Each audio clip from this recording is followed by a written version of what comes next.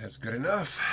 I just don't even care to put that fucking light on, so we ain't gonna bother with that.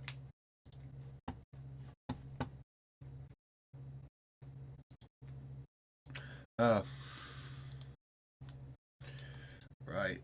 These are headphones. Yep. Okay, good. Okay. God, you have no idea how nice it is to actually be able to hear shit.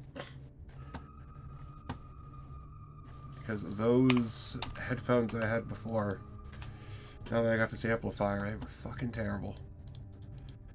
Alright. Guess I can go back to Hillsbrad.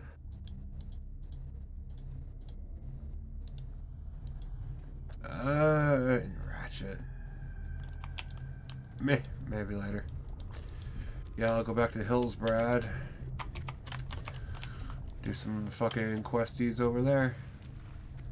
For a bit. I am going to put something on here and just listen to it.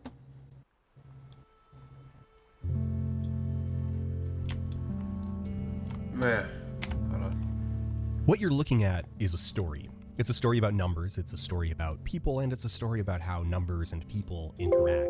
It's a story about World of Warcraft in specific, but it's also a story about every video game. In a way, a story about video games themselves. It's a story about why it's rude to be bad at World of Warcraft. It's December 2004. Massively multiplayer online role-playing game World of Warcraft is taking the world by storm, and Wallace, the gnome rogue, walks barefoot through molten core. Wallace, a proper hobbit of a gnome, doesn't wear shoes, and he's not in a hurry to get anywhere. His guild thinks this is a little embarrassing, but it mostly just makes for a story about a quirky weirdo they met in this new video game. Ultimately, they enjoy having Wallace around because he makes the game fun. 6 months later, they're screaming at Wallace and demanding that he equip some boots. Ultimatums are dropped, tempers are elevated, and no one's having a good time. Someone calls Wallace a bad player. No one disagrees.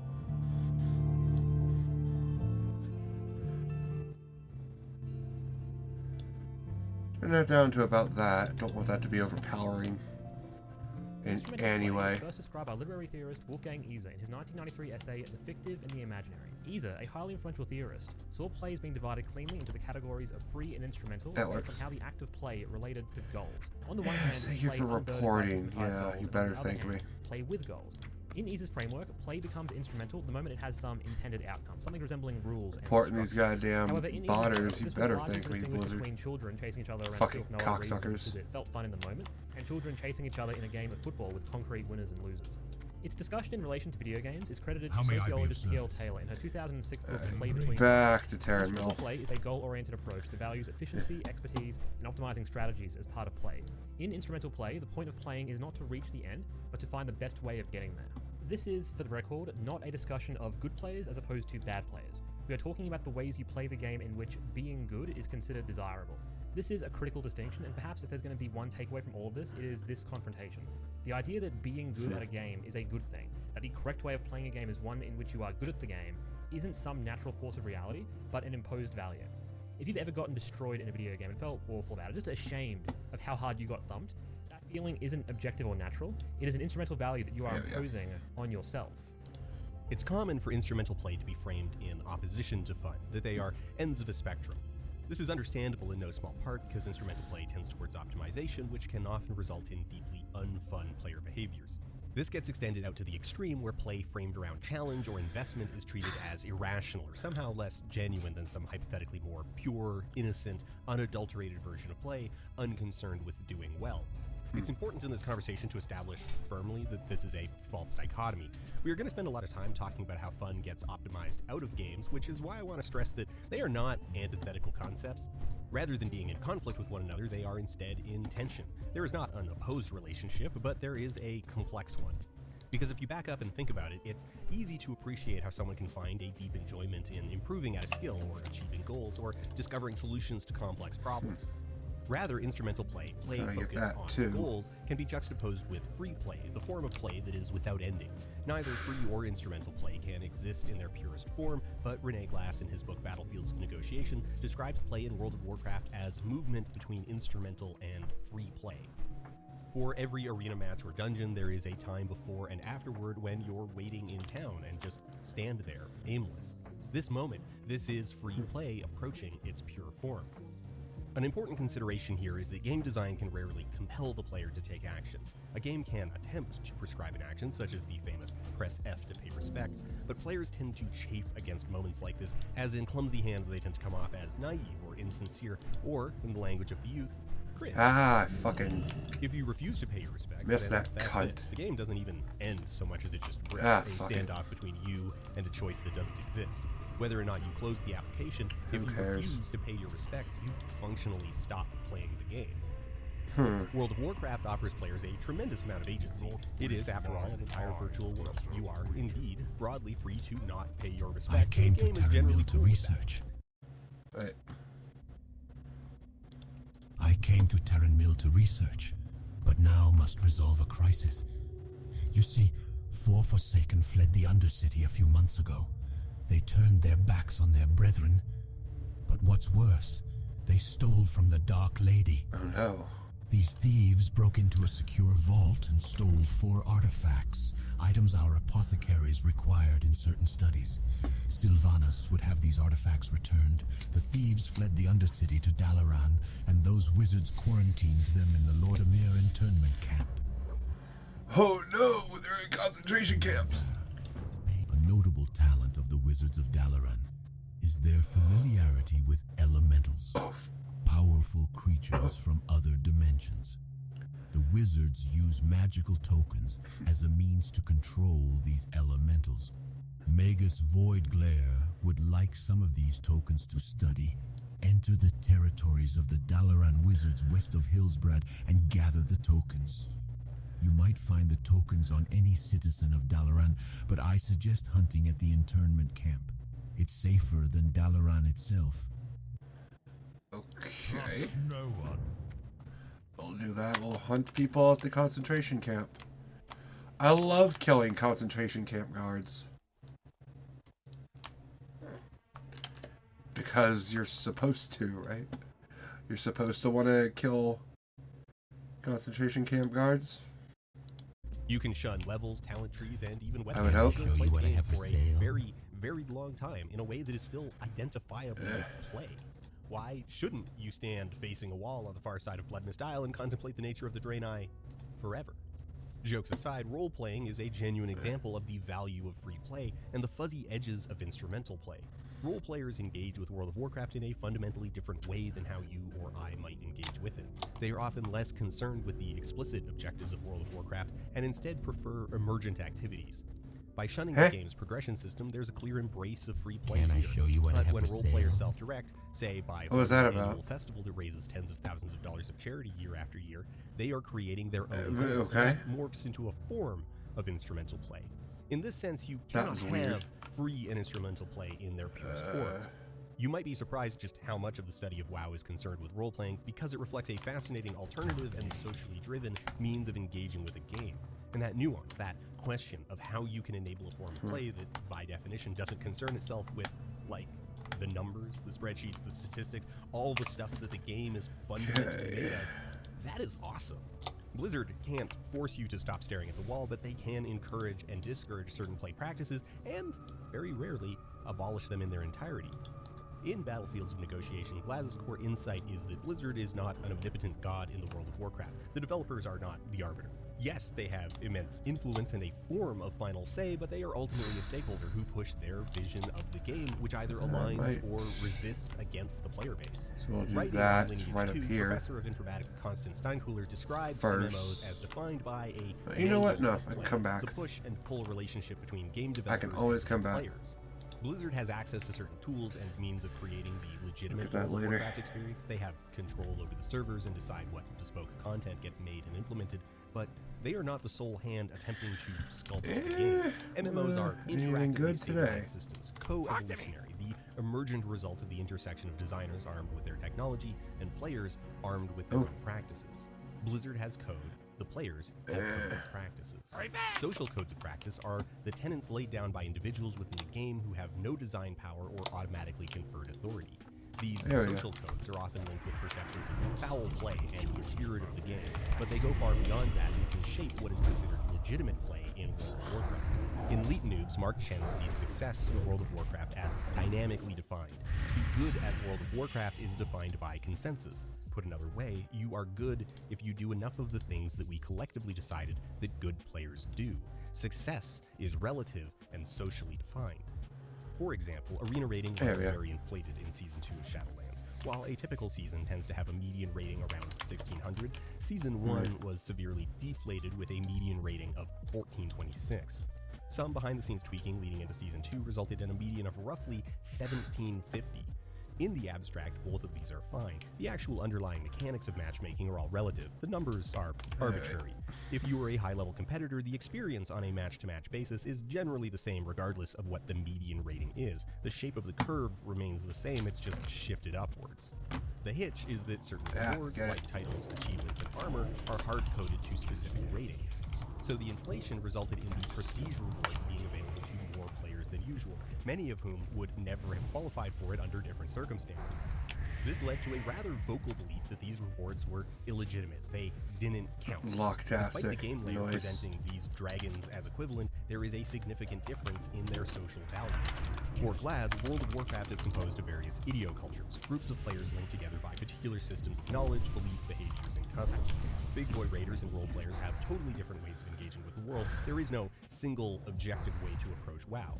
These idiocultures exist in layers. You've got WoW players categorically, PvP versus PvE, battlegrounds versus arenas, keystones versus raids, guilds, individual guilds, and of course cliques within those guilds, and players can move seamlessly between all of these different modes, all of these different idiocultures. These different idiocultures may subscribe to different social practices, and it is the interaction between these groups and constant negotiation on proper modes of practice that Glaz argues shapes World of Warcraft. It is the interaction between different groups of people that set the boundaries and fundamental meaning of play. Instrumental play has entrenched itself as the dominant mode of engagement with World of Warcraft. Through social codes of practice, players are subject to expectations that they may be completely unaware of. It is taken as value neutral and objectively true that expertise and success are the natural objectives of play, and thus the default mode of play that players owe to those around them. In other words, it's bad manners to be bad at Warcraft. We're going to take a moment to talk about the Great Vault. If you play World of Warcraft, then you probably already know how it functions, and if you don't, then all you need to know is this. At the end of every week, you get to pick one reward from a grid that fills up as you do specific group activities. Options are dictated by difficulty and volume. Do more stuff, get more picks. Do higher difficulty stuff, get stronger picks. Case study A. During the Shadowlands Season 3 Race to World First, in the US second guild, the BDGG, those are nice. To fill all 9 slots to their maximum those are nice. Multiple mirror mains. Since there is an element I like of those shoulders, those are players nice. prepare multiple copies of the same class in order to have a few tools to slot chain and maximize the chances of a favorable outcome. For this particular raid tier, our Moonstone player prepared 3 separate druids. Our Death Knight raider prepared 4 Death Knights. Each of these characters had the same odds of being the main character, based hugely on the outcome of their vault rewards. These are players who are paid in dollars for their time as part of a pseudo-professional esports event. Achieving the absolute optimum performance in a raid environment is part of their literal job description. This expectation was only maintained until the progression period was over, at which point no one cared. Job's done, do what you want. Case study B, Venture on Barthelers, US rank 180th. They are a 2-night-a-week guild that has some very different ideas on the Vault. If you'll allow us this one indulgence, let's just take a moment to dunk on an incredibly stupid thing. If some of this goes over your head, don't worry about it, I promise you will pick up on the important parts. So it's Season 3 of Shadowlands, almost 3 months into a 4-month season. Our good friend and contributor to the show, Crystal, has just come back to the game after a lengthy break, so we spin up a group and spend a few hours hanging out and doing dungeons. In terms of gear, Crystal is wearing old junk, and so the rest of us have elected to bring olds. But a member of our group, the tastefully named Moist Rainbow, opts to bring his main character, in part to make it easy for us, but also to fill out slots in his vault. Moist Rainbow is doing this for a chance at one specific item, the coveted Unbound Changeling. This is one of the best trinkets in the game for healers and casters at this point in time. We end up doing over 8 keys, but only about 4 of them are at level 15. Moist Rainbow does not do any other keys for the week. So at the end of the week, this is what his vault looks like. He has 3 chances at the Unbound Changeling, 2 will be at the maximum possible level. The Changeling is one of 91 possible items. Cool. Huh. That's good, right? Yeah? Cool. A little bit? Okay, having just consulted with the team just then, a player getting their best in the slot trinket is good. Like if you had a 1% chance of the best thing happening, this would be that, because it's the best in slot. But Venture felt differently. They came down hard on Moist for not maxing out that final slot. There was explicit shaming, snarky remarks, even cowardly announcements from leadership about players needing to do their part for the team. And perhaps on the face of it, you're empathetic to all that. But we have been pissed off about this incident for almost 6 months, so just give us a minute. Remember, this was a piece of gear generated solely for Moist Rainbow. This is not typical loot drama. There was no alternate home for this trinket. The issue was entirely in the missed opportunity at a stronger version. Gear in World of Warcraft is comprised of stats that are assigned based on the individual item's overall budget, dictated by its slot and by its level. These stats all do and mean a lot of different things, so the ultimate unit of measurement we use to value a piece of gear is to calculate its contribution to the player's damage. How do we do that? Well, it's easy. We build a robot to play our character perfectly while wearing both items, ideally a couple of thousand times just for certainty, and then compare the results. Typically, a higher item level should translate to a better item. However, trinkets are not like other pieces of gear. Their item level can be deceptive. A trinket lives or dies on its effect. So, this Unbound Changeling was the best possible trinket with an item level of 272, down 6 item level from the max. If we compare simulation results from a destruction walk at the time, we can see that the difference is barely perceptible on the graph. This particular simulation values the overall impact at 0.6%. Here are some more details on that if you're interested. But we've buried the lead on this because Moist Rainbow isn't a warlock. He's a goddamn healer. And healers are a whole different deal. Healers don't have the same simple, tangible benefit from gear as damage dealers receive. For well over a decade, it has been standard practice for guilds to starve their healers of gear on the basis that they don't really need it. We don't even have any real way to even quantify this difference for a healer. So while this would not be at all accurate, let's be generous and assume that it would match this 0.6% figure. This was in the context of a guild that was 9 weeks behind the progression curve, but working on bosses that had been hit by the nerf bath several times. And just for those in the know, these people were 6 healing Mythic Lords of Dread in early June. Like, I don't even have the words. Gear was not their problem. So, a close friend of mine was bullied and excluded from this group, not spending a few more hours running dungeons to load the bases for a 1% chance at a maybe 0.5% increase in performance, where that improvement was entirely disconnected from the problems that the group was actually experiencing. The reason we wanted to talk about this is that I sincerely could not imagine a more petty reason to give someone a hard time in World of Warcraft. Frankly, it's pathetic. This was not an instrumental practice. This was a social one. Here, the social value of the item level was wildly disproportionate to any tangible mathematical value. The process of completing the necessary 8 keystones was not emergent from some necessity, but a ritualistic reaffirmation of commitment to the group. The fact that the trinket was worth something, anything, was just a pretense to enforce a practice.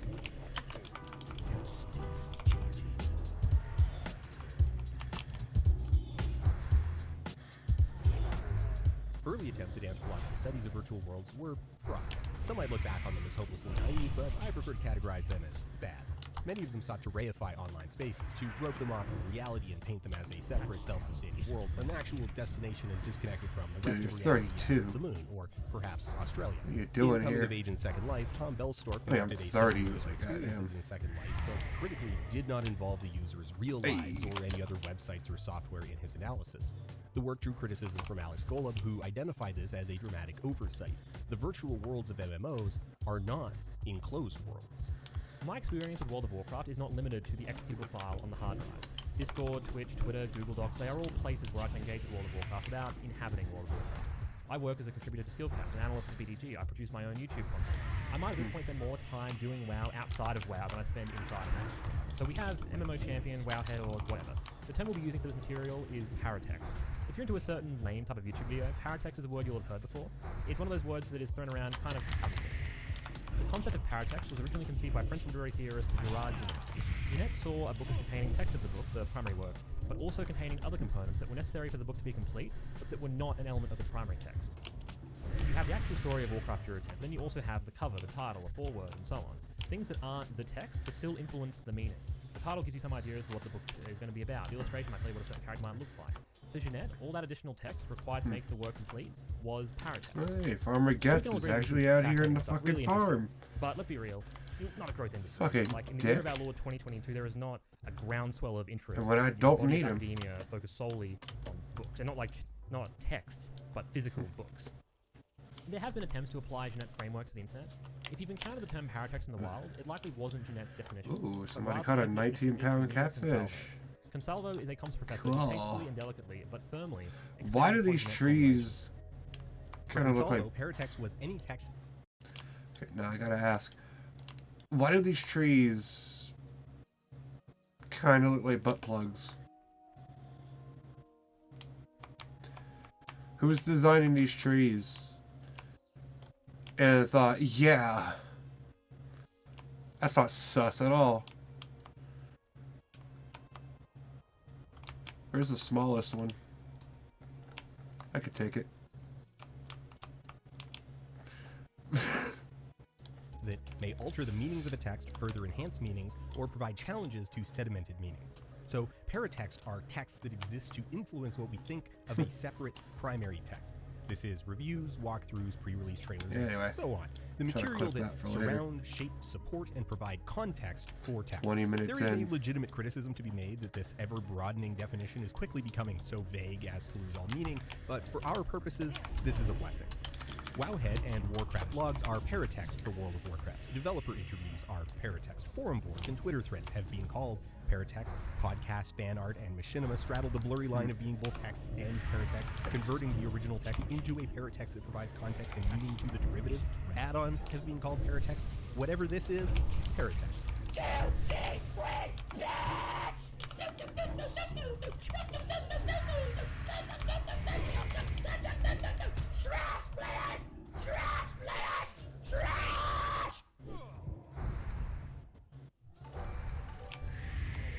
Yeah, damn.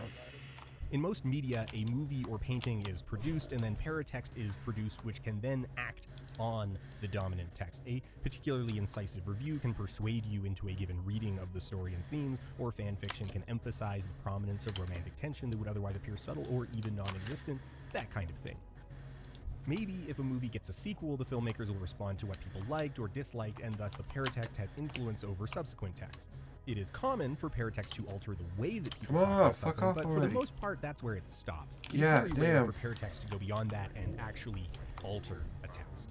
World of Warcraft, like many online games, has a bit of a different relationship. World of Warcraft is constantly being updated and altered. There is no static final God product damn. that can sit on shelves and be dusted off by critics decades later. And since WoW is constantly being updated, so is a lot of the talk about WoW. The paratext is Okay. in a constant state of churn in lockstep with Here the does game. it, he's At a okay. basic level, paratext is a form of feedback for developers. YouTube videos critical of certain changes, bad reviews of an expansion launch and major Okay. updates, explosive forum threads or viral tweets. The developers and writers are in an inevitable dialogue with these paratexts, as I have subsequent no idea updates what to the I'm game doing. will inevitably be read as either Alright, integration or killing rejection humans. of the vision presented by those outlets. But beyond that, paratext interacts with social practices. Paratext emerge from, create, and disseminate social practices, and what then tends to be prescribed are ideals of instrumental play. When a new strategy or idea is discussed, people make guides or posts discussing it and push it out into the world. That then influences how the game is played and what practices are considered correct and legitimate. The expression of this can be surprisingly pervasive in really unexpected places, such as which of two perfectly symmetrical hallways is the correct path to take. There is a shocking amount of social friction that can be generated by looking at two identical choices and picking the one other players weren't expecting. In the sepulcher of the first ones, these two paths at the entrance are the same. They're literally identical. There is absolutely nothing to distinguish going left from going right. But for whatever arbitrary reason, looking for raid groups have established an entirely unspoken assumption, a rut-like convention that you go to the right. If you get dropped into a randomly assembled LFR group and you lead the group down the left path, people will yell at you. These are the foundation of all the small rituals players engage in as they wordlessly navigate a dungeon for the 50th time. These are the rituals that allow players to just know what their expected role is, why they are the one expected to stand somewhere or do something without anyone saying anything. Many of these silent ruts are just that, ruts of habit with no consequence, but the reactions get even more intense if there are consequences, even trivial ones that can be mathematically quantified in some way or another as less efficient practice. In the Plagueful Dungeon, the first boss, the delightfully named Globgorg, will summon sets of slime creatures that will make their way toward him. If any reach Globgorg, he'll be healed for a portion of his health. Low difficulty or uncoordinated groups usually just turn and kill the slime, but at the high difficulties, the standard practice is to focus damage from the boss and prevent the larger slime from reaching the boss through its crowd control. If executed correctly, this positioning and strategy trivializes the fight. It's not difficult, but the risk is enormous. Any breakdown in the management of the slimes can immediately brick an entire dungeon run. Upon first discovering the strategy on a Twitch stream, we became immediate evangelists to the Globgorg gambit. We essentially became agents of the strategy and went on to spread its influence even further. To quote Christine Ask, theory crafting paratext that both spread and stabilize theory craft expertise, co-producing a more performance-oriented playstyle. Put another way, When players theory craft, when they come up with strategies, when they run math through spreadsheets to decide which option is numerically superior, and these strategies proliferate through the player base, they don't merely spread the specific strategies, but also legitimize and elevate the act of theory crafting itself, and push all players directly towards a playstyle where optimization... Yeah, when I get this motherfucker, but whatever. Warcraft is so interesting because it has lived through multiple generations of the Collab. internet. Because the game is so influenced by paratext, changes in our capacity for paratext manifest as changes in the game itself. As the internet changes how we communicate, the way we talk about WoW also changes, and that fact changes WoW. In the game's early life, Clockbot and later Wowhead were famously major resources, but they were only as good as information that users fed into them, and it took a long time for the sites to build up a repository of information. And that didn't guarantee accurate information, just the existence of information. However, as Mark Chen points out, that didn't stop these sites from being expert practice. Actually, the complete opposite happened. Rather than being seen as cheating, using Wowhead was a thing that the best players did. And in 2006, it relied on word of mouth. You had to be told about Thoughtbot to learn about it. In her book Cheating, Consalvo points out how common it was for strategy guides or sites like GameFAQs to be perceived as cheating, as illegitimate practices. So it's interesting how WoW would invert that dynamic at a similar period of time. And as Ask points out, I just need that's 2 more peasants. weird.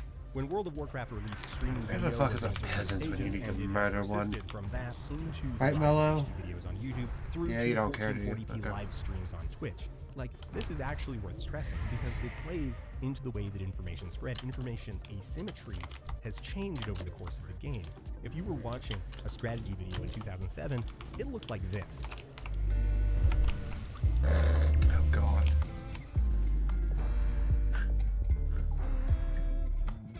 But today, in the sci-fi future of the 2020s, Now, when the fight starts, you're going to want to spread out and take positions somewhat similar to this. Now, the reason you're going to want to be spread out like this is because Archmod has an ability called Air Burst. Now, this does 1,500 nature damage and a 15-yard AoE around his target. in his 2013 thesis, Play to Win, Benjamin Eggleston predicted the rise of Twitch streams as a primary source of knowledge for World of Warcraft. The printed strategy guides that Consalvo wrote about already feel like a distant memory. In 2022, it's common for players to seek out primary sources of knowledge in the form of Twitch streamers or relevant Discord servers.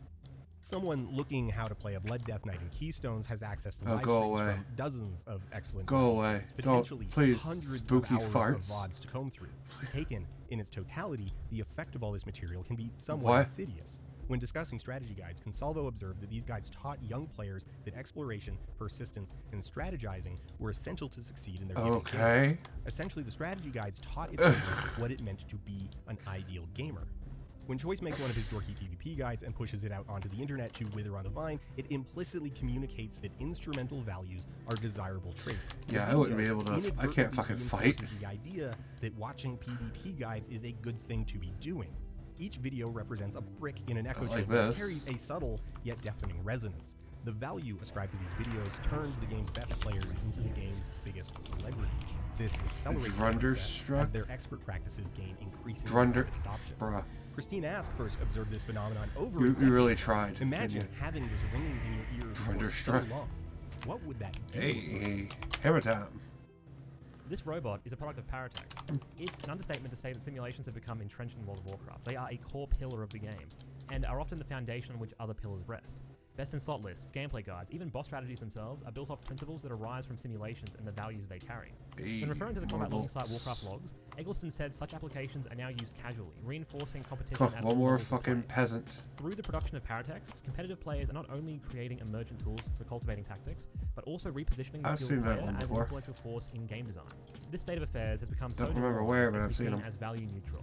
In the case of WoW, because of the pace at which paratext is incorporated into the game, either explicitly as feedback or implicitly as a dialect of design, the barrier between WoW and its paratext has become so thin as to be non-existent, and nowhere is this more apparent than the subject of add-ons. Add-ons Come are on. software that could be run Where the inside of fuck? another piece of software. Add-ons were a major pillar of PC gaming in the late 90s and early 2000s. Where the fuck are all and they the remain peasants? extremely relevant through to today. Many famous titles they finally began get their life rich? as What mods. the Many fuck? titles are socially considered unplayable without modding. Some legacy titles are literally unplayable without them, especially as hardware and operating systems leave them behind. And mods are a wonderful tool for budding game devs to learn the craft by poking around and fiddling with a completed project. Mods are still around, but mod support is far less pervasive than it was 20 years ago. Today, if a game has mod support, it tends to be a hugely influential aspect of the game. Titles like Minecraft, Oxygen Not Included, City Skylines, and indeed World of Warcraft don't see mod support as an extra little feature, but a core element of their game's identity. So while mods haven't gone away, their scope is far more limited. In 2022, the biggest titles are online competitive multiplayer games driven by live service monetization. Titles like Counter-Strike or League of Legends place huge emphasis on their competitive and esports elements, and these are games where the integrity of the competition is critical. Support for add-ons represent an unstable element that few game developers get involved with. In fact, most developers of esports-adjacent titles have an extremely harsh view on any third-party software that interacts with the competitive element of their game. There are a few exceptions. Team Fortress 2 gives the player the ability to alter the game's HUD. The power the user is given to change the UI is pretty dramatic. However, they cannot add new UI elements, only alter the presentation of base elements. The closest comparison I was able to find to a WoW UI mod was like Simple Radar for Counter-Strike. This is a major point of departure for World of Warcraft. WoW wants to be counted amongst your League of Legends and Valorants, and while WoW laid a lot of groundwork for the modern live service model, I can go up WoW to the other spot. Built to be like those games. It was built to be like EverQuest and Dark Ages Camelot, farm both skulls games from the early 2000s with mod support. Mods in that era were significantly less potent, and the competitive instrumental play of 2022 didn't really exist in EverQuest in 2003. There is an old Alakazam tutorial on modding in EQ from February 2003, and it lists the following hypothetical uses of mods. Mods can introduce new information or functions into the EQ interface, make things easier to use, or make the playing screen more pleasing to the eye. They can turn your cursor into a Nature's Walker's scimitar, put a dragon in your spellbook, and put every important zone, location, or great skill recipe only a mouse click away while you're in-game. These are not what we would today consider gameplay-altering mods. They are aesthetic and ergonomic changes. These are precisely the kind of mods that developers at the time would anticipate users creating. And the appeal of these mods are pretty clear. Users are empowered to sculpt the game to their own liking, and that remarkable feature is almost entirely outsourced. Mods offer huge value to companies who are the ultimate beneficiaries of the work of passionate volunteers. In 2003, the developers working on World of Warcraft were not making a competitive title, they were making an Elder Scrolls Ultima EverQuest type thing. Of course, a few people would inevitably min-max the systems like any other Dungeons & Dragons descendant, but the decision to support mods wouldn't be one with decades of consequences. Probably. World of Warcraft, in a lot of ways, is a victim of its own success. Its extensive mod support is a relic of a bygone era. Mods today are more powerful than the founders could have imagined. We can argue whether or not Blizzard should have locked down their API more during development, but ultimately that frames the debate as Blizzard needing to save us from ourselves. The decision to give mod developers freedom, though perhaps naive, was rooted in player and consumer empowerment, as mod support so often is. It's what modders created, and our eagerness to embrace them and that put us in this position. So while this may seem redundant, we want to take a second to draw a distinction between add-ons and, well, add-ons. On the one hand, we have mods like One Bag, Aurora, and My Roleplay. Mods that improve the user experience or offer some new feature without influencing combat. I would rope most of the UI options into this category. On the other hand, you have Bigwigs and Gladius, whose whole purpose is to improve player performance in combat. These are mods whose creation and use is predicated on instrumental and expert practices, which is to say, these mods exist to provide... I hardly ever get those. Too bad I've already got Since these mods are used at least all 10 slots, so fuck me. Legitimacy naturally follows. This is not a bind. Okay. Yeah, poison the little doggy here. Hey, Stanley. Do you know a guy that talks to a kangaroo? Wolf? You pour some of the elixir into your hand and hold it before Stanley's mouth. Dumb dog.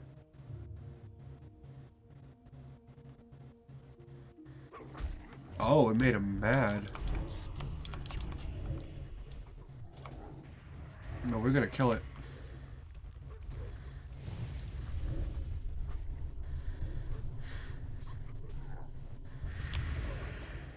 Take its soul, skin it. Fuck these farmers. Alright. An area, but rather a spectrum, based on how much cognitive load the mod is carrying. The seminal authority on this incredibly niche concept is Mark Chen's 2011 dissertation, Elite News. Chen wrote extensively about add-ons and their influence on raid practices as early as 2006, but his insights have only grown more relevant over time as the influence of add-ons has grown. In Elite News, Mark Chen is concerned with how raid groups become successful and the complex social and technical systems that emerge in a coordinated raid environment. Chen sought to demonstrate how add-ons could become essential to a raid. To begin, Chen develops on Edwin Hutchin's concept of distributed cognition. For Hutchin, many cognitive tasks can be conceptualized as activities that can be offloaded onto material resources. If I take notes on a sheet of paper, if I jot down the passcode to a door or the location of a hidden treasure, I am offloading the cognitive tasks of memory onto the pen and paper. The pen and paper are assuming certain responsibilities. They are not passive things, but are actively performing a duty of carrying a cognitive load on my behalf. Chen takes this concept to its logical extreme and asks whether it even matters, whether an actor in a given system is human or non-human. This concept is called object-oriented ontology, where everything exists equally. Tools are treated as though they have agency. My brain and a pen and paper are equally capable of accomplishing the task of remembering my doctor's appointment. There are certainly critiques that can be made of this framework. In the context of note-taking, it could be argued that the paper merely enhances my memory rather than assuming responsibility, but as you will see, certain mods are so potent at taking on responsibility that agency is probably the best way to describe it, so it's the framework. Nope, don't have room for it. This leads Chen to a lengthy discussion of actor network theory. ANT posits that the roles and responsibilities within a network of activity, such as an organization or a raid group, are distributed across multiple actors. An object-oriented ontology tells us that those actors need not be human. And since a raid group is nothing more than a network of actors, Chen argues that add-ons can become essential agents in a raid group.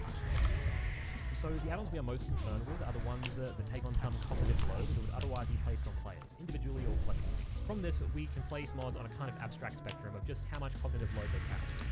A lot of mods we just don't care about, such as those cosmetic or ergonomic mods, because they carry no meaningful cognitive load. Yeah, cool. On the other end of the spectrum, we For a have second, I thought I raids, wouldn't be able to get it. and they carry a very high amount of cognitive load because they desperately want to contribute to combat. The smallest example of useful mods we can consider, our minimum unit of cognitive load would be the crosshair. It's not uncommon to see top-end raiders play with a weak core that marks the center of their screen, representing where their character is. Your character cannot typically leave the center of your screen, so strictly speaking, the crosshair is entirely redundant. It is an actor whose role is to answer a question whose answer never changes. Where is my character? It's in the middle of the screen, where it always is. And yet, if we show you footage of a modern raid, you can see how the crosshair can decipher the visual noise. Where is my character is a simple question to answer, but having that certainty, having to not take the extra split second to find their view in the chaos, that is valuable, and that task can be offloaded to brightly colored lights. In recent years, competitive raid guilds have made a big deal out of the 21st raid, an additional player outside of the raid who coordinates players as the raid's leader via live streams. Beam's here. And this beam is going left. Dear God, give us a good beam. Traditionally, that role is performed by a player within the raid, but the demands of the role have grown to the point where a player within the raid is not expected to carry that amount of cognitive load. The cognitive load of managing the raid has been outsourced to an additional actor who is not on the raid frames. However, that idea is not remotely new. T.L. Taylor, writing in 2009 on the subject of raiding in Molten Core, framed a predecessor DBM as a kind of autonomous agent, the 41st member of the raid. It's quite common for raid mods like DBM or Bigwigs to assign players to certain locations or to perform certain duties. On the Mythic Jailer encounter, 6 players are marked as the bomb. They're about to explode. To keep their friends alive, they each need to jump in their own unique hole. To minimize the amount of coordination or communication required, the players offload the problem onto a mod. An add-on assigns each player their own hole, and your duty as a raider is to do what you are told. By the time this goes live, progression for Vault of the Incarnates will begin in less than a fortnight. A huge point of discussion for us has been how to best utilize mods to assume as much responsibility as possible. Just how much of our raid leader could be replaced with MS Susan. In Late Nudes, Chen discusses at great length how the creation of threat meters affected his guild. We take it for granted today, but in early WoW, the threat system was a black box. The lack of knowledge around threat meant that players couldn't necessarily optimize their damage, because if they did too much damage, they would simply pull aggro and die, and you couldn't put a number to what too much damage even was. Chen describes in detail his guild's theories on how threat functioned. I won't get into those details, but it was a vision of threat that had rogues afraid to ever press Eviscerate, a core ability that famously was kind of important. It was worth the price. Eviscerate has static damage. Early theories on threat were similar to Anixia's famous deep breath. It was shrouded in half-truths, vague uncertainties, and a healthy dose of superstition. Threat in 2004 was what we today call a vibe. You felt it out. A scenario like this, where DPS are deliberately holding back their damage due to concerns about threat, could significantly increase the difficulty of bosses. Ultimately, players dug in and surfaced all the information about how threat actually functioned. The superstition was replaced with absolute knowledge. A mechanic that was previously invisible, but still present, was made visible in order to be made useful. The process of threat was now a process of real-time data analysis. If the rogue saw that they had a decent buffer on threat, they could press Eviscerate, where they would have once hesitated. As tools, the damage meter naturally preceded the threat meter, but in the early days, the value of damage meters wasn't appreciated. Chen observed that his guild members initially struggled to see the purpose or value of these tools. He invoked the metaphor of trying to describe a bicycle to a fish. But once they were adopted, they quickly became essential to Chen's guild, and the threat meter naturally elevates the damage meter. Because ultimately the value of threat management is measured in damage per second. The creation of the threat meter created the conditions that allowed players to optimize their damage output, and thus legitimized the damage meter as a meaningful signifier of contribution. The reason why we articulate the value of gear in terms of damage per second is because DPS is the base unit that we use to measure value to a raid. What was once the central pillar of the DPS experience, the vibe-based management of threat, was completely changed almost overnight. In the years that followed, threat became a rudderless system, ignored by players unless they chafed against it. Over the years, Blizzard has had a few cracks at making it relevant again, but as you'll recall, the creators can't force it. In modern context, it is easy to view this as a positive thing. Threat sucked as a mechanic, and the game is better off without it sitting on top of everything. That may be true, but because nothing with WoW is simple, there is more to it than that. Chen describes a couple of different players from the early days, each with various quirks, but for narrative simplicity, we're going to merge them into the archetype of Wallace, a character who walks between encounters and doesn't wear shoes, two real behaviors that Chen witnessed. Like, there was one of my guildmates, not guildmates, raid mates, so he was in a different guild. He played this character who refused to wear boots or footwear. Like, every piece of clothing or item you get can add to your stats, right? So to not wear boots is a handicap. But like, we didn't care because he was role playing and he was having fun and stuff, and so like, he never ever wore footwear. And there's another person who never ran, which is a total pain in the ass, because like, you have to wait for this person to take forever to get to wherever you're going, but like, he never ever ran in the game, which is ridiculous. The experience of the Wallaces of the world was to rapidly see the attitude of the world shift around them, from light roasting over silly character decisions to active hostility. Threat meters changed what raiding meant. To RP walk everywhere wasn't a cute character trait, it was leaving the job of trash clearing to everyone else. Wallace's lesser contribution could be portrayed with the objectivity of mathematics. This is how social practices change and how mods can thrive that change. Threat meters and damage meters created a framework in which WoW could be viewed by players, and as an individual, you could either accept that change or leave. Wallace not wearing shoes shifted from being a self-imposed limitation with very nebulous consequences to being a very precisely quantifiable measure of exactly just how much Wallace was failing to play correctly. And in defining what it meant to correctly play World of Warcraft, we narrowed down those legitimate means of inhabiting Azeroth. In doing so, the infinite world that so enthralled those anthropologists grew just that little bit smaller.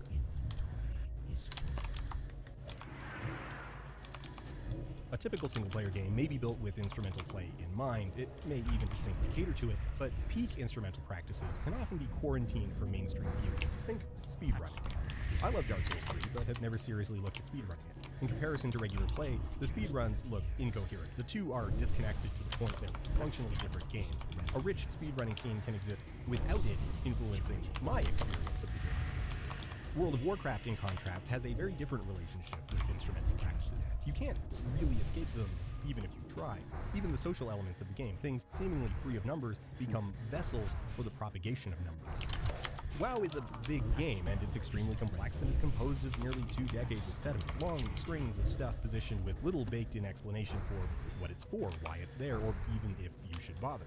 When new content is introduced, no one goes back to the old stuff to drop signs saying, hey, this place is kind of done. You sure you want to be here? There's a lot of reasons for that, namely it wouldn't even necessarily make the game better, but it's a thing, and as a result it creates a lot of cul-de-sacs. If you stumble into Molten Front in 2022, it's kind of left to you to figure it out. The game's not going to tell you that this content stopped being relevant November 29th, 2011. So, given the existence of these cul-de-sacs, what is always the first piece of advice given to new players? Join a guild. Find people who will help answer questions and offer guidance. People who are up to date on the game, who can collectively remember what things are and point you at what you can or should be doing. Who can tell you that the Molten Front is not only a cul-de-sac, but also kind of lame and there's not a lot of reason to be there. Whether it be that kind of spontaneous, organic help or the systematized information from elitist jerks forums, guilds are repositories of knowledge. Christine Ask describes guilds as communities of practice, as institutions that store information. They're communities defined in part by what they do and why they do it. From the very start, players are primed to engage with WoW as a process of adopting certain practices. World of Warcraft is a game with a larger degree of interdependence, and interdependence is always a tricky mix of reliance and imposition. In order for you to accomplish your goals, you may require me to perform a certain task to a certain level of proficiency. And if I can't do that, well, odds are no one's going to be happy with what happens next.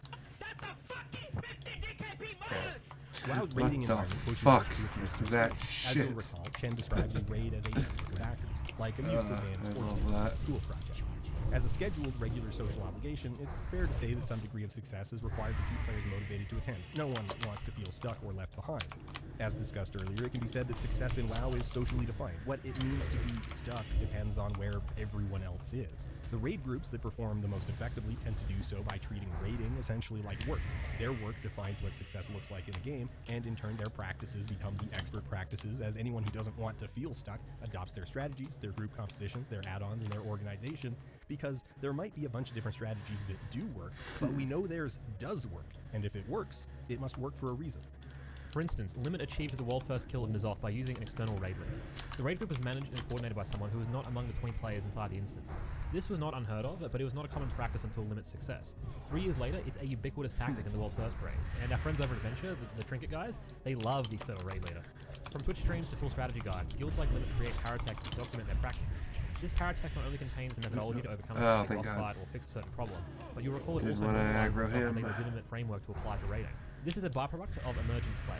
The game's best players have gotten very good at finding unintended solutions to the challenges Leave him for anybody which else means that what they end up doing can often be in conflict with what the intuitive solution would appear to be. Over the course of years, theory crafting has become so entrenched in the minds of even casual players that it appears value neutral.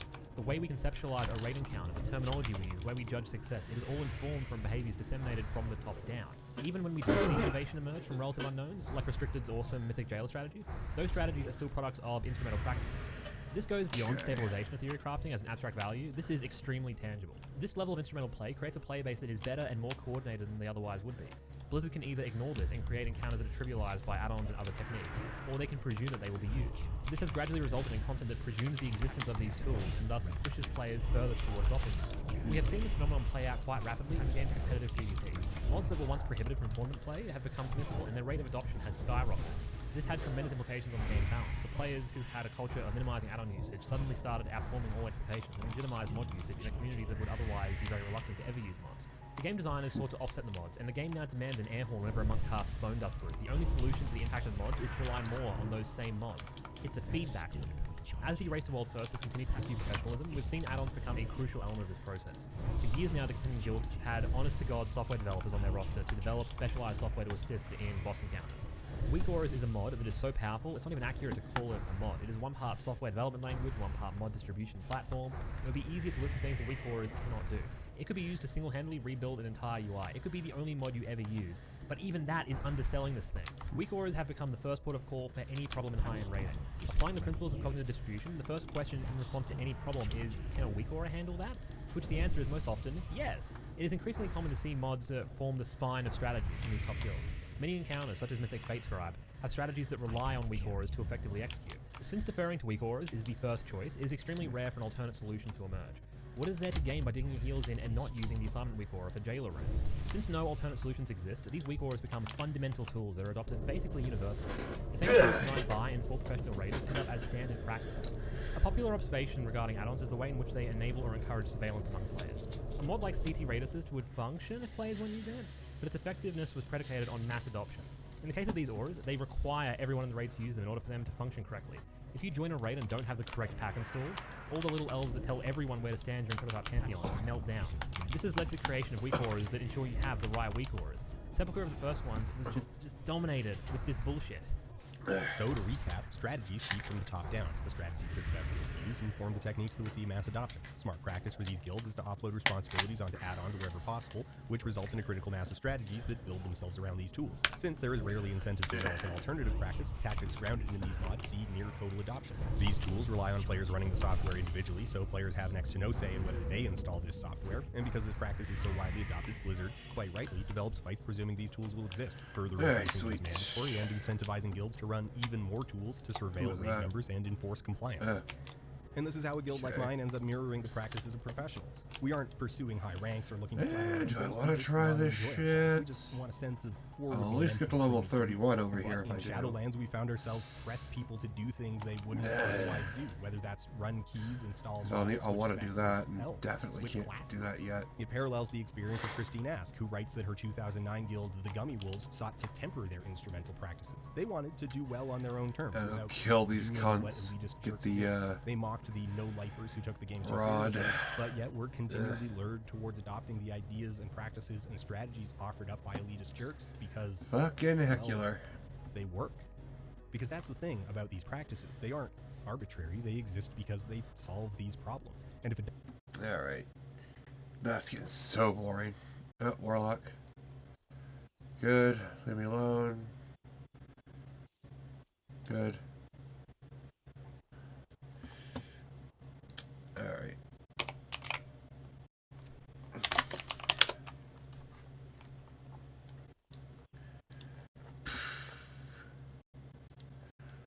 That one.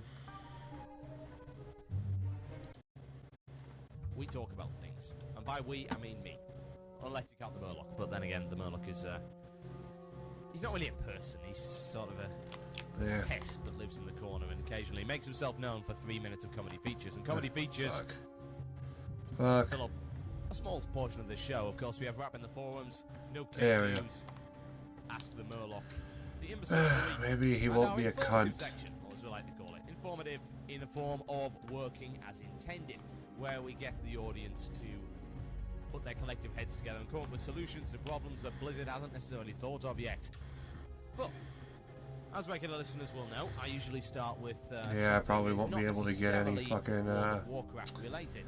But there's often a I probably won't be able to kill any Yetis because very, he's there. very, very, So very we will skip the rod. to World of Warcraft. Usually it's got something to do with online gaming or general stupidity, or both. In this case, it's both. Yeah, we'll just go straight So, to this syndicate Let's missive. talk about teenage aggression. Why not? Fill a good 15 minutes of the show. Doesn't require much thought. Let's try it. Well, I read this interesting post on the World of Warcraft forums. And there are a lot of very interesting posts on the World of Warcraft forums. Unfortunately, they tend to be drowned in Yep. a heck of a lot more gibberish. Total rubbish. Oh, okay, he'll Absolutely leave me alone. ridiculous. And this guy asks, why the aggression in teenage? Nice. Now, Okay, he's not a I'm cunt. fan of generalizations. I You rarely don't ever see like that. them. Because, generally speaking, generalizations are rubbish. And yes, pick up the not so well disguised irony in that sentence. Generalizations suck. Now, this guy called Bogger comes up with this theory. He says it's known that the majority of players in WoW are between 14 and 18. Well, there's no actual proof of that since there's been no census, but it wouldn't surprise Ooh, me. sledgehammer. Online gaming in general, the Nice. majority are What a teenagers. great which is name fair for a enough. move for Muck. Usually teenage males, although it's becoming a case of it's becoming more Harker. mixed genre with more girls getting into gaming, which is always a good thing. Now, he's basically saying that most teenagers online lack respect, common sense, seem to have major attitude problems in general. Yes, I would agree in some respects, but I would think the general problem with the Saphira. internet itself is the whole thing of anonymity. Saphira. Now, a while Saphira's ago, knees?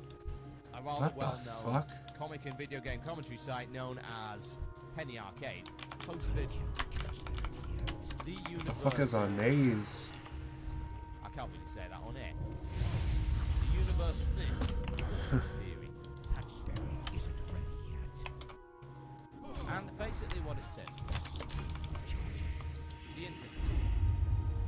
Yeah. Anonymity plus audience equals a raging moron. And it would be basically correct in that assumption.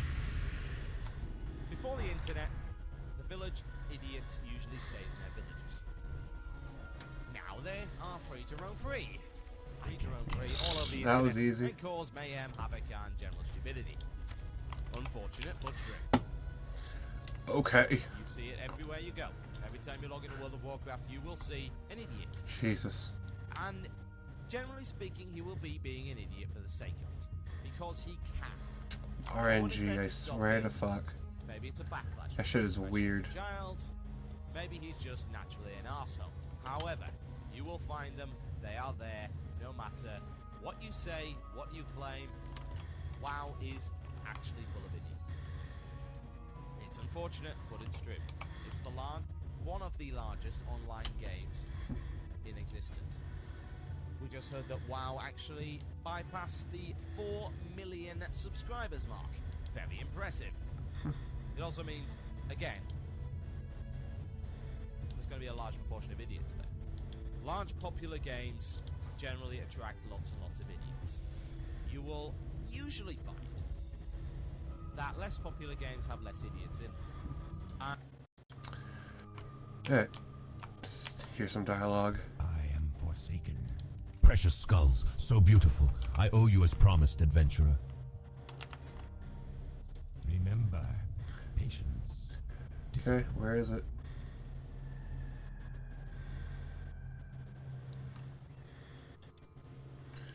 Right, that's...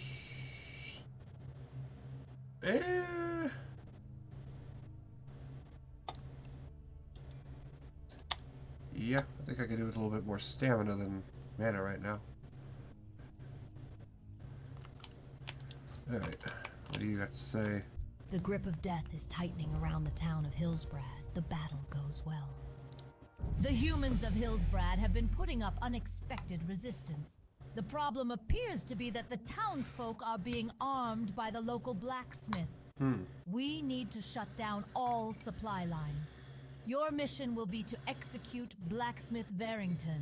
Slay his apprentices as well. Slay! While there, bring back a shipment of iron from their stockpile. The supplies will come in handy when we are done with the conquering of Hillsbrad and begin raising South Shore. Slay! Yes, queen. Victory for Sylvanas. Well, fucking do it. Yes. Fuck off. Strength. And finally, we know where Goldir is being held. The camp in question is not too far from here, and hopefully they will not be as well prepared as they were when they captured us the first time.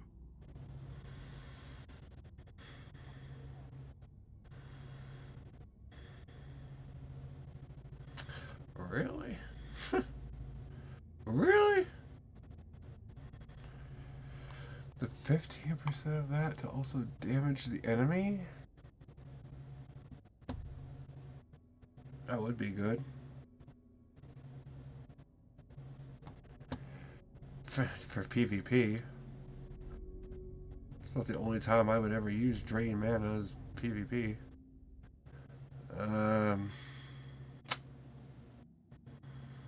Man, you got me fucked up.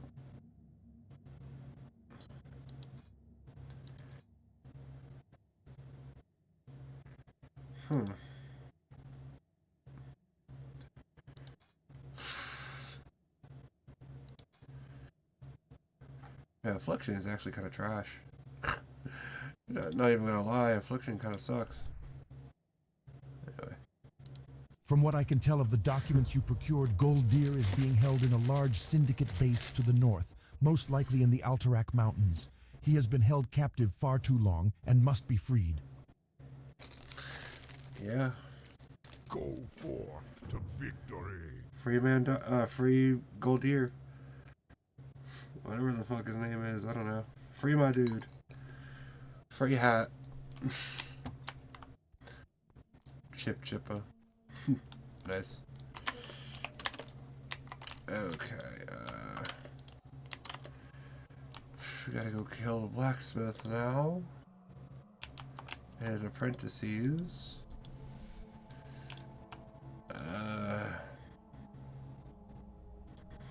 Definitely not gonna do Shadowfang.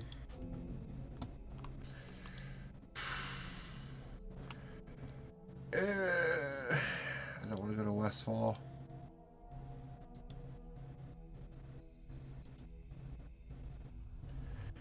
What is over on the other continent that I could do?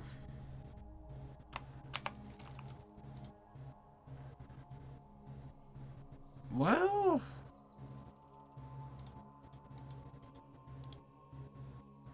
I could go down to Thousand Nidres. I probably shouldn't call it that, actually. That sounds terrible, now that I say that out loud. Fuck it. We'll go down there and, yeah, we'll go to 1,000 Needles.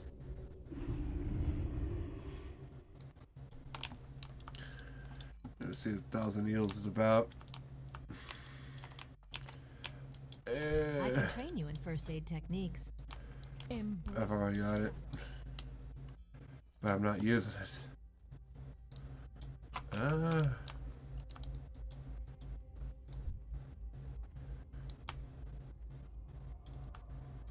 On behalf of the Royal Apothecary Society, I am pleased to offer you the finest steeds available for the Forsaken.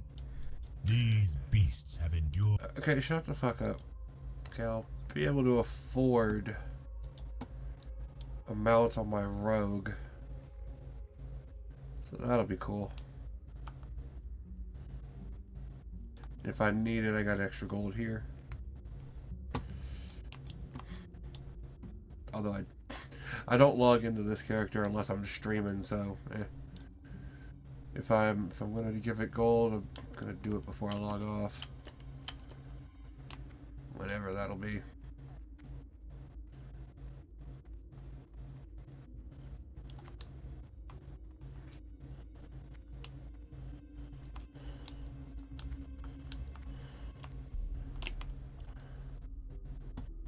Huh.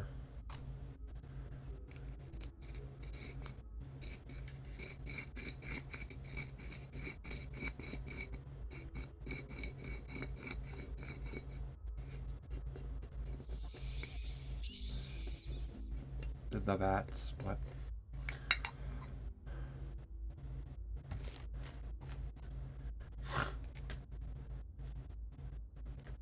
Racism.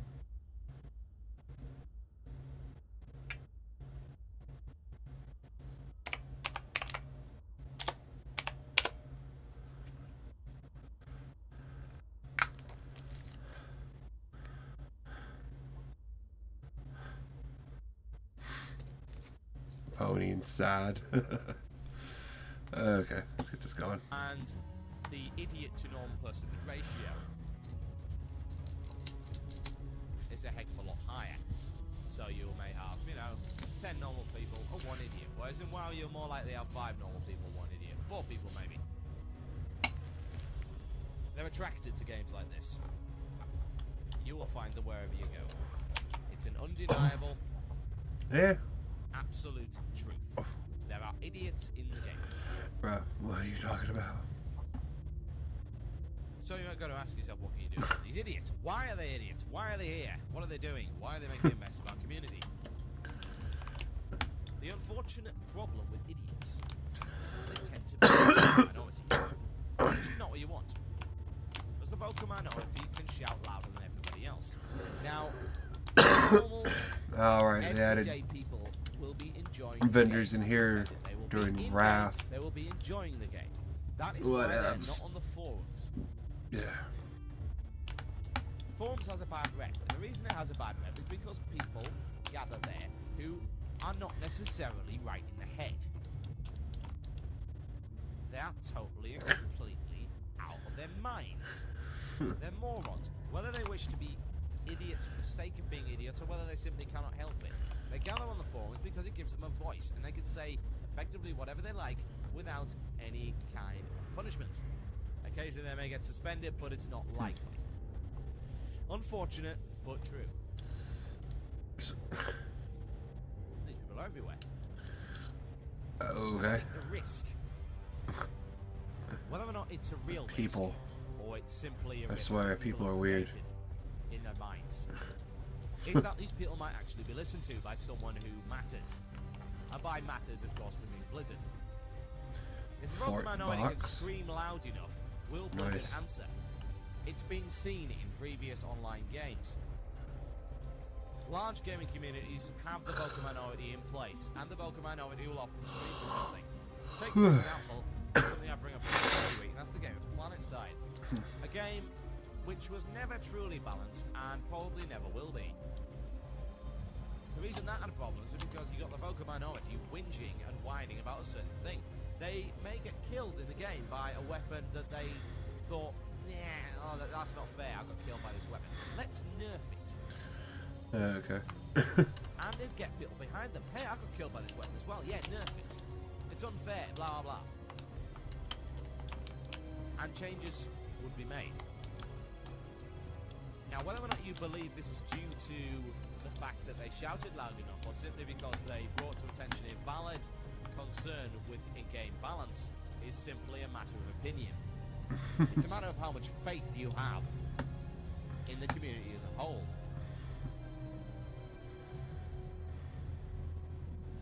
It's often also a matter of faith of how much community you have in the game. Just don't even explain. Okay. In general, you will find that when you get whinging like this, RP people there are will be funny. People who come along and say, no, this is silly, here's why. They'll produce a constructive criticism They really of are. the view put forward. It's a constructive, very well put together piece of reasoned argument. And I would like to think that that is what Blizzard listens to. I have no evidence to the contrary so far. Has to be said.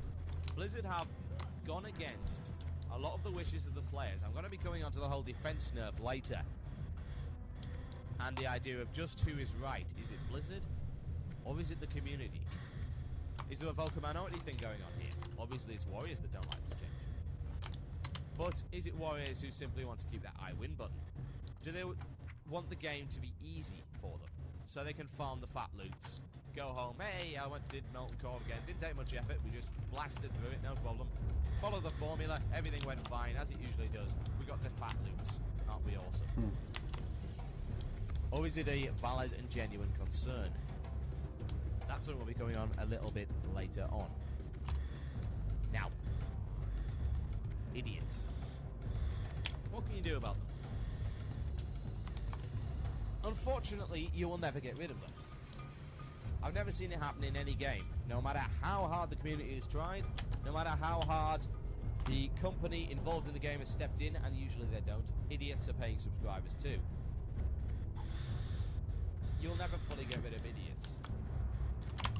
So you have a few options. Either you can hold your faith in the company and the community to repulse the ideas of these morons. These people who come whining. And there is a difference between whining and constructive criticism, folks. As you should well know. You haven't Whine lived is until something you've looked down that on is the not world backed from up the by back any of a degree wind rider. Evidence, reason, logic. Usually, I guess I'm living now. not necessarily so.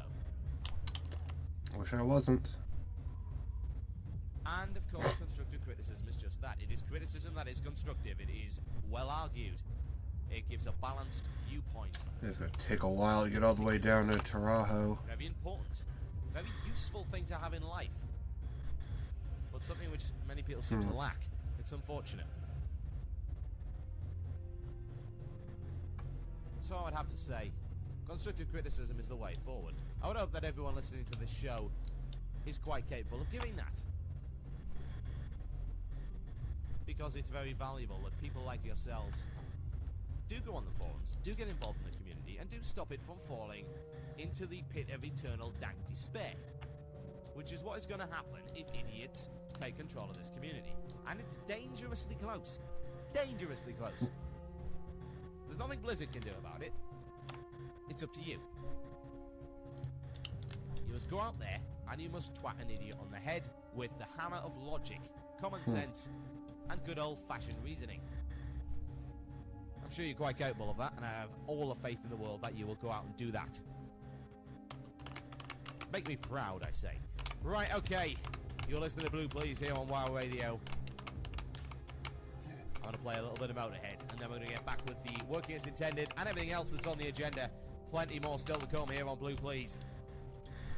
They call this the Ace of Spades. Enjoy. The mages are so OP. Drop card. I may make a mage one day. That's not a bag. Maybe.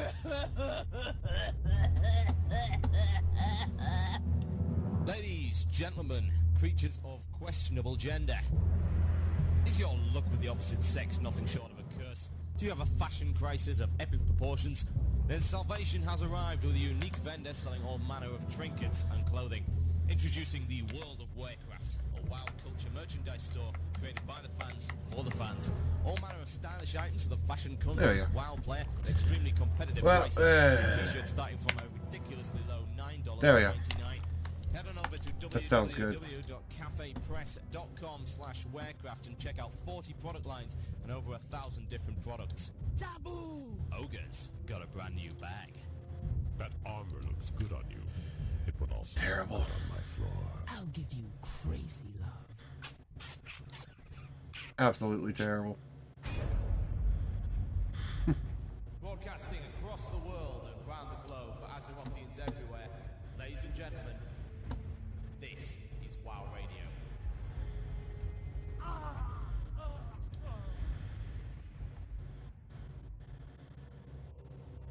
yes, indeed. The sounds of the World of Warcraft ad, and all the money from World of Warcraft items goes to WoW Radio, which is a good reason to go and shop there. Right, okay, let's get back to the matter at hand. If you want to shout out on this show, you've got absolutely no problem with that. Why does it keep... Send me a PM on IRC, and of course you can go there by Why can't it just resummon my fucking Felguard? Chat, which is filled with interesting people. Anyway, shout out goes out to Luke, Night Talent, Tom, Pyromage, and Chris. Jeez, get these nerd levels, get a uni, get drunk for 3 years like I did, come out with a really rubbish degree. Fantastic. Goal of life. Anyway, yes. If you wish to complain about the music or anything else being done on WoW Radio, now that can actually be heard. Warcraft chat room, you fools. Head over to WC Getting used to this new amplifier. The IRC chat button at the top of the screen. Get To do all this shit is taking some getting used to. Because now I don't know how loud everything sounds. I'm gonna have to. Yes, shout out goes out to I have to listen to this later on and hopefully see what it sounds like. Shout out goes out to Frawley's Guild on Agamagagon. I can never pronounce that name. Crazy name for a server. Yeah. Agamagagon. Oh, yeah, whatever. I'm sure you're fantastic, whoever you are. And a shout out goes out to my little gnome lover, Ticklebear. That's from Dustin, not from me. There is no gnome loving going out here. Evil bastard. Anyway, right, I've blubbered for quite long enough. Back to the topic at hand. For it is time for our informative, educational, and brain-teasing feature that is... It's working, yeah, it's working as intended, baby. Yes. Still haven't quite changed the sound sample, it's still as disturbing as ever. It's the way to go. Right, working as intended is where we get your collective heads together and see if you can think of something that Blizzard hasn't thought of yet. Maybe you can, maybe you can't. We shall see. Yes. So, what's the issue? What's the issue this week? Usually we have something where Blizzard, there's a blatant problem in the game and Blizzard hasn't thought of an issue yet. Now, this is a little more subtle. You may not even necessarily agree with this point, but I'm trying to test your powers of reasoning and see what opinions you've got. Because it's always interesting to have conflicting and differing opinions on this show, or any show, in fact. So, I put forward to you the following proposition. In the past few patches, Warriors and Melee classes have received extensive buffs in the form of new equipment, which is, for better or worse, reasonably simple to obtain. Some of it is so simple that pretty much everyone has it. For instance, the imbalanced force, as people are calling it, which is getting nerfed, fair enough. The unbalanced force, the lobotomizer, all the good I can sell this. And of course, if you're in the mood for doing some serious work,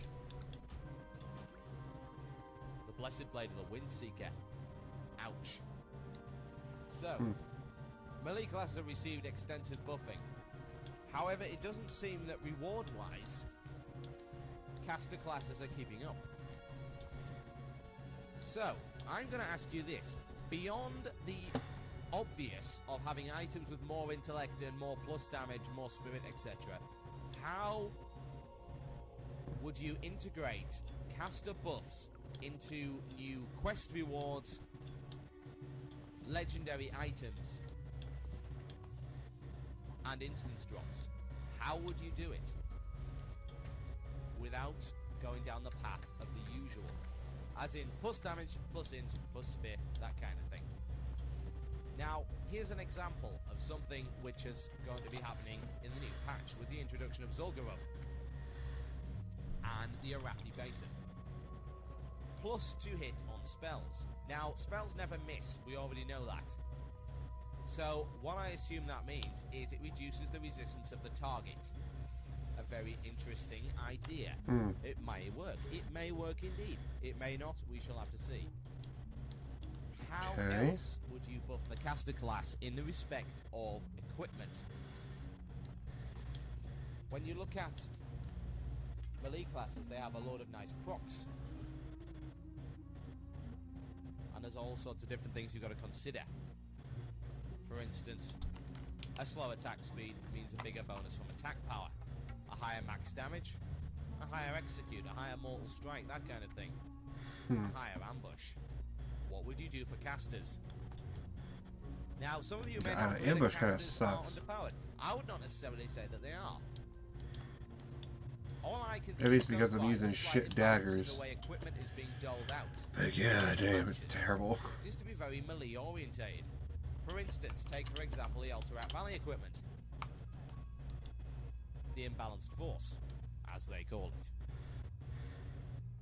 An obvious target for slagging off. Before that, of course, it was the Okay, Ice cool. Spear. Now it's the Unstoppable Force. The Unstoppable Force is...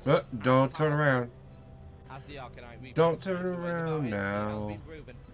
I wanna be alone. I can't make that work. Okay, I don't think he's coming back. He could though. So, they've got some nice weapons, but what do casters get? They get the Crackling Staff, which is arguably worse than the Trindlehaven, which is quite attainable from LBRS. Alright. Oh Final no. decent one-hander caster items. I hope you know. There are a few I hope you know I have every ability to whoop your ass. They don't do anything to But I'm advance going the to caster choose class not to. beyond its current sort of equipment setup. They're not viable alternatives. Whereas for melee classes, Yeah. the Unstoppable Force, the Immovable Object, the Glacial Blade, I won't fuck with of course, you. the Bottomizer, all very viable weapons. If you don't fuck with me. Bloodseeker, I believe it's the Bloodseeker as a reward for one of the Alterac Valley quests. Also a very valuable? No. A very valid ranged weapon. And of course, we had the Ice Barbed Spear boss. Okay. About a month ago. So my argument is that nothing has really been put forward to advance Yeah, I don't want to fuck with anybody right now. I don't want to make no enemies. If you play a priest, Have people there come are and a couple of fuck, ways you can go. come and fuck around with me If while you I'm play trying to Shadow level. Priest, you may want to go down the stamina and plus shadow side of things, which you may want to go for warlock equipment. If you want to go holy, you may use plus healing, or you may go for the whole mana whore idea. Get as much mana as you can and throw it out in instances. That's about it. Other casters have it similar as far as their equipment setup goes. So, for this week's Working as Intended, we want to know, how would you advance the caster class? Caster classes, even. Through the addition of new equipment. Whether it be quest rewards, battleground rewards, PvP honor rewards, or something else entirely, perhaps crafted items. I still need to find See what you Thunderbuff think, here. and we'll be reading the results on of this that out character. a little bit later in the show. If you want to know how to contact, how to get in, your interesting suggestions, head over to your nearest email client and email themurloc@gmail.com. That is themurloc@gmail.com. Now, before you do that, this has got nothing to do with caster classes being overpowered, warriors being overpowered. No, it's not a balance argument. We don't want any of that. It's not a case of whether or not they can get close, whether or not they can attack, kill a warrior, or the other way around. It's irrelevant.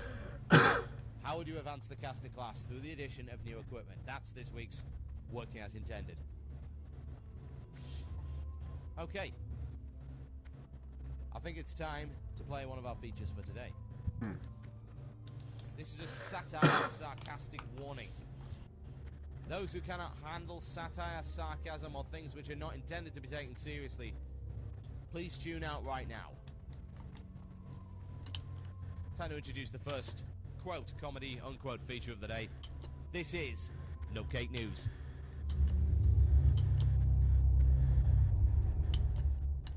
Welcome to this week's edition of Nutcake News. Coming up later, our special expose Why is on that elite so much consoles louder? and just how cool they really are. I don't get it. But first, an investigation is being held into the activities of trading card game manufacturer Blizzard after allegations surfaced that it claimed to know more about its own game than its players did. A shocking tale involving at least one sex scandal, multiple incidents of grievous bodily harm, and a small ferret was found to be totally unrelated to the story, and thus Did should he be cry disregarded. out? However, it does seem at this point that You Blizzard dumb? is engaged Why did you in get so various close? schemes, such as knowing what they're doing and having a long-term plan. Clearly the domain of communist infiltrators, these activities are to be regarded with suspicion, afforded only to foreigners with beards and slovenly liberals. Citizens are advised to shoot on sight. 2 for 2. A representative for the Games Alliance of New Killers Gang had the chance to speak to us but declined, complaining that his acne was giving him trouble, and instead issued the following statement.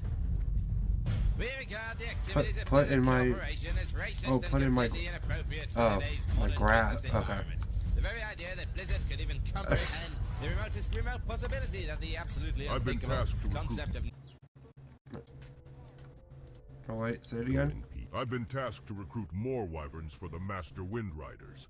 Their numbers are growing, and I myself hope to become a Wind Rider one day.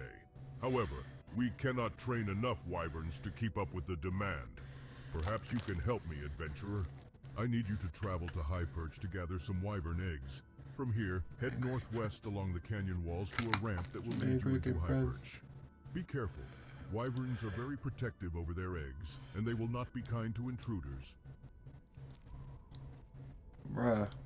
I've been tasked to recruit more wyverns for the Master... That's just mean to walk away from me like that. Why would you do it? A rumor has surfaced about an alien egg here in Thousand Needles. Alien? Those that report seeing this egg have failed to even get close enough to examine it in detail. Serpents guard the egg as if it's one of their own. I want you to seek out this alien egg and bring it to me so that I may examine it. Reports say the egg is located within a serpent den, but there are several serpent dens along the base of the cliff walls south and northeast of Freewind Post. Ancestors... Well, we'll go to the obvious one first. See if it's there.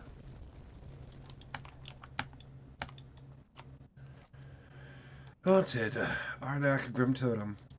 Arnak the Outcast is wanted for heinous crimes of murder and kidnapping. Ooh. Handsome rewards will be given to those brave enough to bring this criminal to justice. Arnak was last seen on the cliffs near the Dark Cloud Pinnacle. Show the proof of your deed to Cliffwatcher Longhorn and Freewind Post in order to claim the reward. Which I can't even use. Looking for something special? You don't even have anything special. Why'd you ask? Goodbye.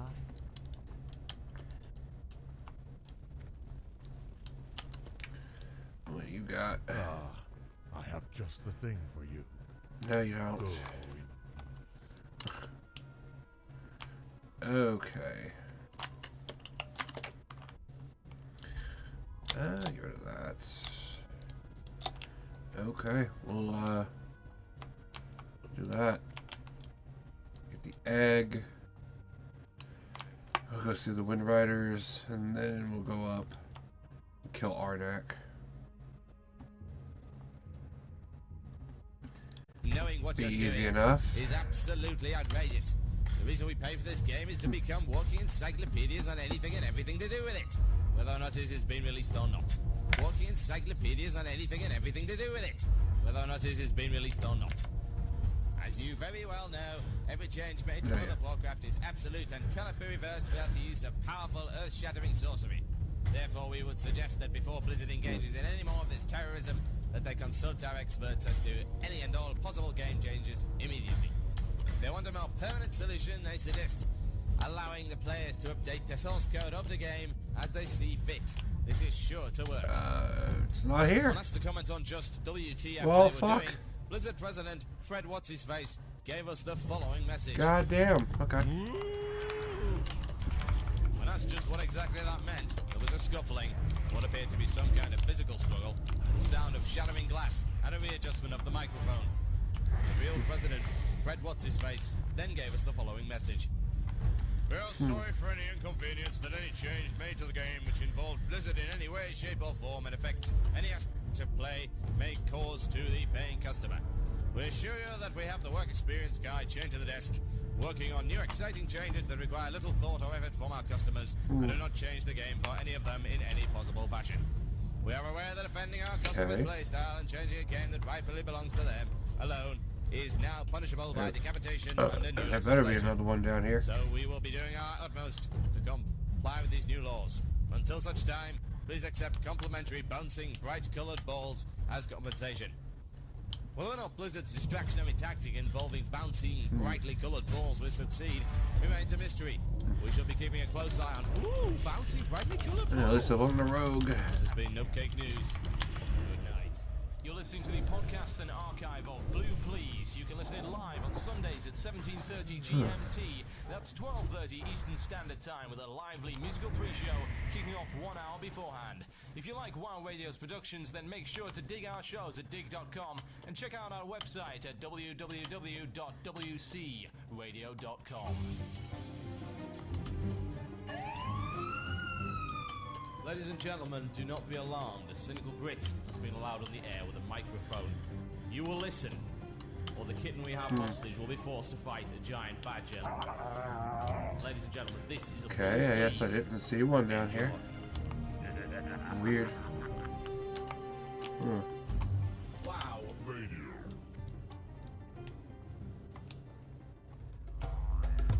Yes, indeed, the sounds of Rage Against the Machine, the classic There's Sleep Now in the Fire here on Blue another. Please on WoW Radio. But where are their nests? Join in the stupidity. That's all I can really call it. I have no idea where the fuck they'd actually be. Which is quite silly. WCRadio.com, click the Maybe down here? chat button at the top of the screen. Here's a hint. Don't say that everybody who plays mages is gay. That's ridiculous. Especially as I have flash. Anyway, I don't know, I play a mage before. Now, said, yeah, you can have a I'm pretty shower, fucking gay. because I've got a ridiculous amount of showers to go through. But I promised I shall provide. Let's see. Who wanted shout-outs? You wanted to shout out, but he didn't know why. Oh, you win. Fantastic. Shout out to Hasselhoof. Dizzle. Fuck you. Shout out to P Drizzle from Minnesota, Kill Jaidan. You win fabulous prizes. Shout out to Bagwan, the middle-aged fat man who just hit 60. Congratulations. Oh, there's the alien Shout out egg. to all the UK people on the upcoming Yeah, he's gonna fucking loot it. Yeah, prick ass. It's from James Searson. If you want to check that out, go to You gay. Notorious on irc.quakenet. Let's see. Shout out to Finbar the Great. Shout out to Jones on That's great. I wait for it to respawn somewhere again. Shout out to Nine Fuck. on the Dark Iron server. That's from Dishonor. Oaken Krill. That's a great name. Let's see. Who else? Who else had a shout? Yes. Shout out to Strike, who apparently couldn't listen to tonight's show, and apparently he's a fool. That one comes from Jay. Loads of humanity. This is crazy. Shout out to Hotness, the horribly ironic female known warrior. That's on Jin. Shout out to Chaos because I'm so lead source. Oh dear. Shout out to Iceland on Shattered Hand. And the Lords of Retribution on Kel'Thuzad because we totally owned MC yesterday. Congratulations. Right, that's enough bloody shout-outs for the moment. Oh, come on. Ah, bloody hell. I need to get that fucking next skinny level. Okay, back to the topic at hand. Right, if you just heard enough news, that was about people who think that Blizzard doesn't know what it's doing. Now, some people think that I'm biased in favor of Blizzard. That is ridiculous. However, I don't see the business sense or the logical sense in fighting the hand that feeds. Blizzard give me a game I enjoy and spend a lot of time playing, and Blizzard plug our radio station on their website from time to time. So biting the hand that feeds is not the most sensible and logical thing you can do in this world. Tend to find that when you're given a free lunch, you might as well eat it, rather than throwing it back in the face of whoever it was that actually gave it to you in the first place. However, WoW Radio is an independent organisation. We can and will criticise Blizzard if we feel the need to, but we won't do it for no apparent reason. Blue Please particularly spends most of its time condemning whiners, so why exactly would I be a hypocrite and whine? Not enough of these kobolds. Not enough of them are dropping anything. So it's not a case of taking the side of Blizzard, the case of taking the side against morons. Unfortunately, Blizzard also happens to be on that side a lot of the time. So the side I end up on is the side that Blizzard is also on. Therefore, I'm silliness, insanity. See the logic behind my thoughts. Anyway, the point. This has been going on since the dawn of time. And of course, I don't mean the dawn of time, I mean the dawn of internet playable games. People start to play these internet playable games, and they will come to the conclusion after an obscene amount of playtime that they know the game better than the developer does. Not only is this highly unlikely, it's also incredibly arrogant. You have to bear in mind that when a company develops a game, they have people working on the long-term kind of plan. They have a vision of what they want the game to be. And generally speaking, they are not going to alter that vision for you, no matter how fantastic you think you are. Whether or not they're right in doing that is a matter of opinion. But there's not a lot you can do about that because it's their game.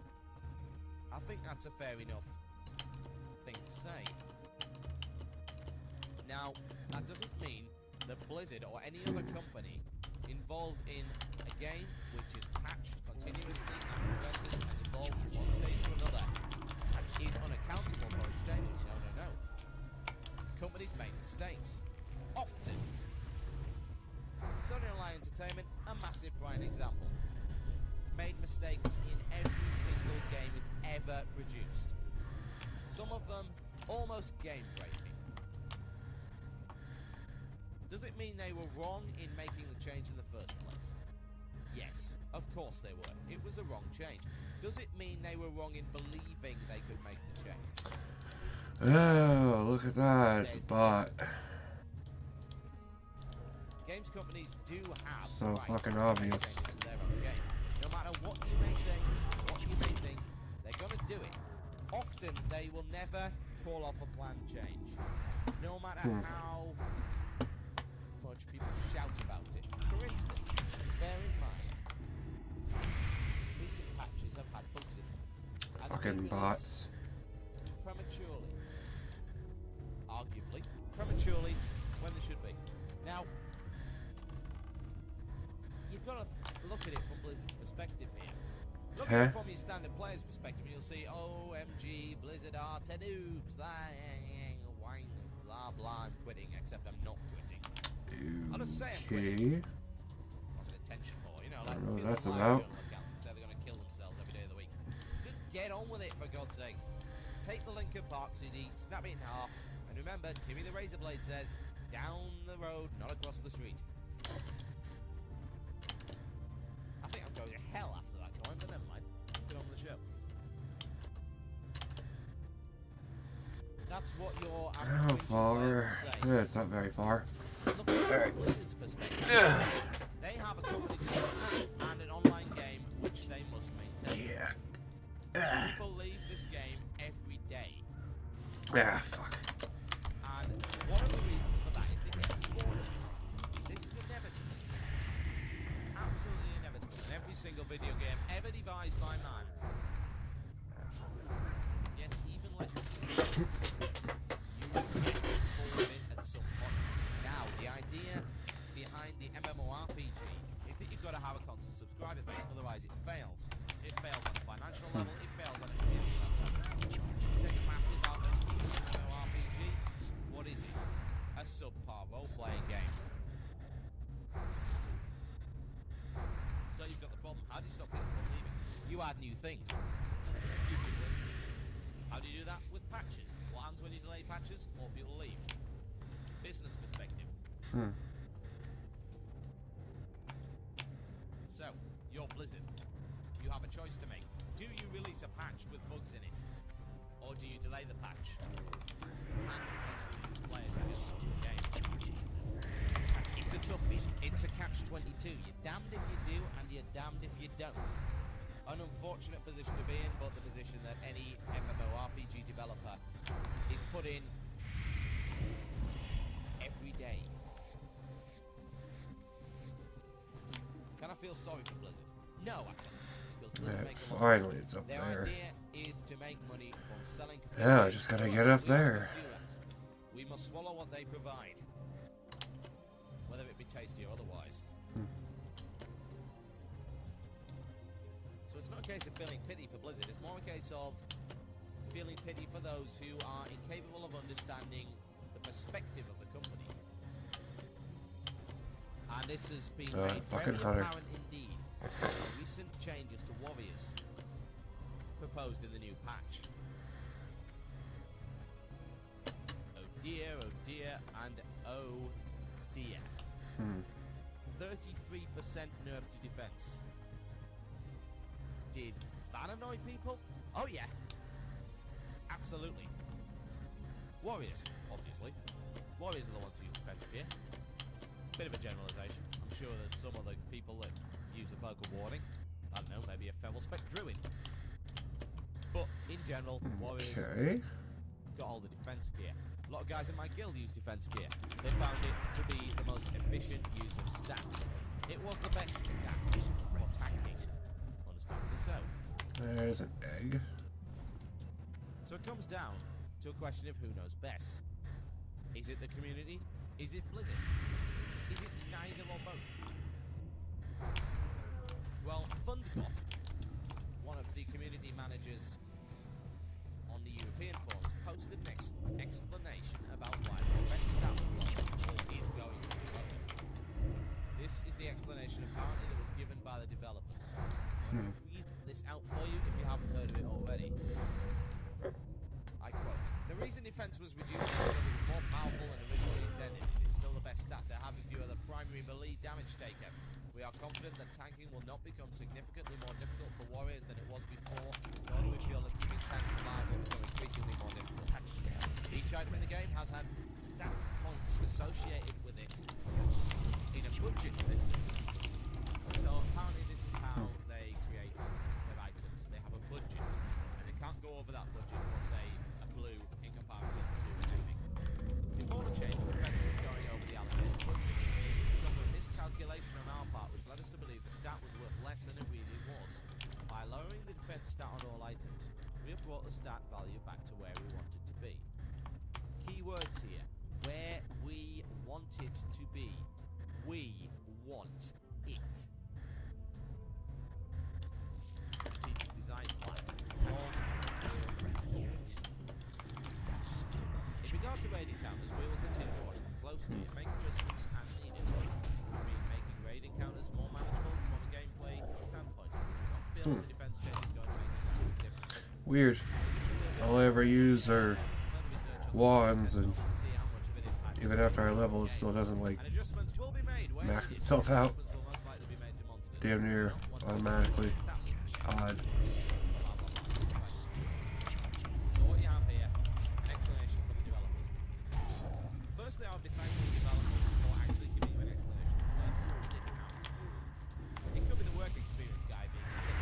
Hey, work experience guy, you get to pick what we nerf this week. This week, I'm gonna nerf Dread. It's funny and I'm not a warrior. Yay! Or maybe it's because... Am I telling the truth? It's a crazy concept. Absolutely insane concept to grasp, I know. It's madness, folks. They may actually be telling the truth to you. But this is their core design perspective, Oh, yeah, prick. and this is one of their design tools. They are obliged to fix it, whether or not it's a threat to warriors or otherwise, or whether or not the change would be a nerf to warriors otherwise. They're obliged to stay with their design and correct errors. This has happened in the past, mainly with fixes which have either nerfed or buffed the class. This is nothing more than a fix. Whether or not it is the correct fix is a different matter entirely. I'm not even going to pretend Fuck to bots. understand how main tanking. Ah, damn it. I don't have a main tank. My warrior is level 19. I don't main tank. Should have paid more attention. So But I'm not hey. going to comment on that. What I'm going to comment on is the fact that if Blizzard says that they want What to was change it the here? stat, neither hell or high water. Probably nothing. You cunt. There are no magical incantations and ultimate sorcery required to change things back to the way they were. No. It's only a patch. Just a patch. So if something goes wrong, they are quite capable of changing the application.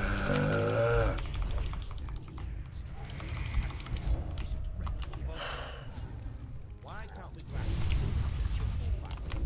I'm not going to lecture you about this, even though I just have for the past 8 minutes or whatever. Yes. Fucking hell. Important aspect to WoW as far as the design goes. Yeah, it was nothing. God damn. Influence on what the developers have to say. Fucking retardation. Would Zul'Gurub have even been introduced to the test server of the game? Would it even have been designed were it not for the community's demand for a casual quote-unquote raid instance? Maybe, maybe not. Would we have got Blackwing here? Would we have got another battle in a different form? I don't know. I'm not living. But I can safely say I reckon the community was a very strong influence in those, and it will continue to be a strong influence until the day WoW dies. Is it too much to ask the trust of a faceless corporation? Maybe. But it is only a video game after all. And in the end of the day, when you signed up to WoW, you signed up to a changing, evolving game. Fuck you. And that is exactly what you should be expecting. And at the end of the day, if all else fails, they can always change it back. And that's what I have to say on the defense nerf. Or fix, as you may wish to call it. You're listening to Blue Please here on WoW Radio with myself, Total Biscuit. The hour of the show coming up. Ask the Murloc rap in the forums. Some more of your suggestions on working as intended. And of course, the one and only episode 3 on Blaze of Bad Religion. My favourite. Yeah, might as well get the dude and Favourite company. scored him. My favourite punk band in the world. Possibly the only punk band I like in the world. It's called The Walk. Enjoy. You're listening to the podcast Good. and Oh, he's already Blue doing it. Please. You Fuck can it, listen man. live on Sundays at 17:30 GMT. That's 12:30 Eastern Standard Time with a lively musical pre-show kicking off 1 hour beforehand. If you like WoW Radio's productions, then make sure to dig our shows at dig.com. I didn't want to do it anyway. Check out our website at www.wcradio.com. Yes, indeed, folks. Very short break, not enough time for me to even run downstairs and get a drink. So if What was I that post about? the next 15 minutes, that's the reason. I didn't even push anything to do that. Some of you have been commenting on the fact that I sound slightly different to usual. That's because I went home.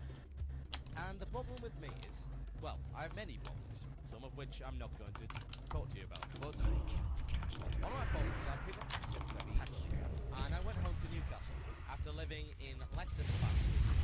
I'll go home 5 or 6 months to see family.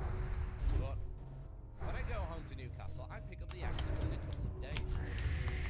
So I might have a little bit of Newcastle twang, possibly. The Eye Man, Biker Grove and all that bollocks. But yes. If any of you are having trouble understanding me, well, I apologise. Hopefully the next couple of days, my voice will return to normal. In the meantime, however, you're stuck with it. I'm afraid. This is Blue Please here on WoW Radio. It's about talking bollocks for 2 hours and playing various comedy features that some people find amusing and some people don't find amusing. One such person did not find that show. That makes me sad. It makes me so sad. His name is Sissay. Or Sisay. Sissy. Hey. And he sent me some hate mail. I like hate mail, but I don't like hate mail that's got no effort. I can't remember the last time someone insulted my heritage and had 3 pages of evil tirades, you know, I bite my thumb at you, sir, plague on both your houses, all that kind of thing. Flaming in style. Unfortunately, no, it was baseless, pointless hate mail. And it accused me of all these wonderful things. Apparently a few shows back I said EQ was not innovative. And I stand by that. It's not. It wasn't bloody done Where's this little camp with all these assholes?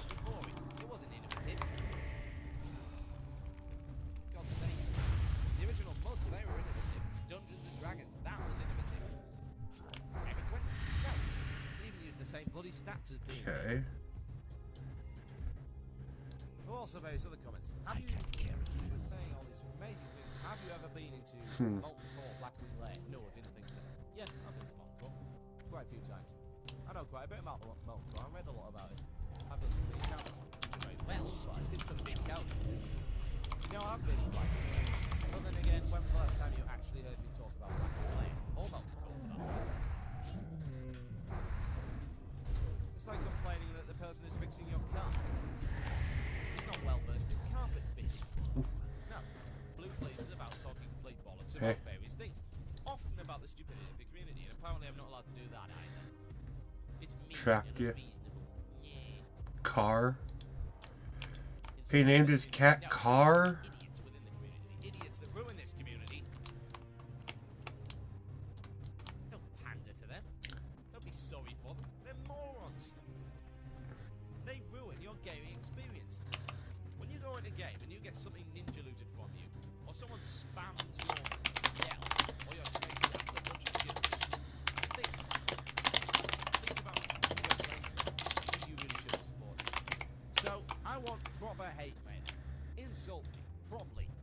Don't come up with this bollocks that has no basis in fact. Insult me.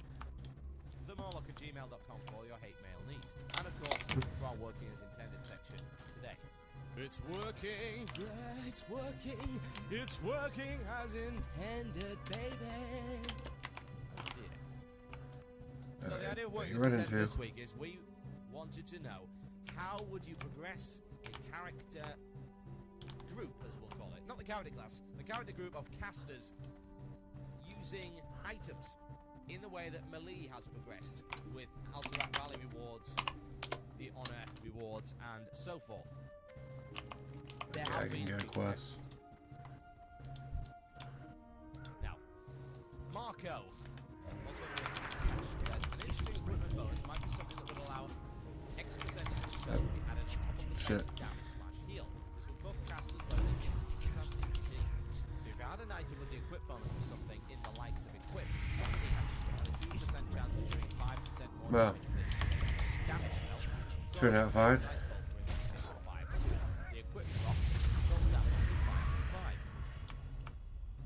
Now this is something I was thinking of as well.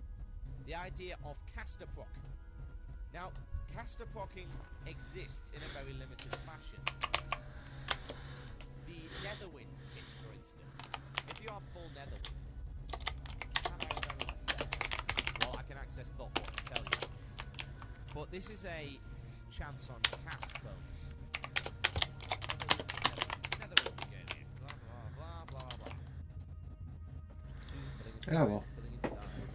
Couldn't get it anyway. Here we go. I haven't turned in that Mylon quest, that's probably why. I can tell you that. You're lying to me. There is a 10% chance after casting Arcane Missiles, Fireball, or Frostbolt, your next spell is casting time under 10 seconds to cast it in the game. That is a big wowz or piece of bonus there. However, notice it is a caster proc.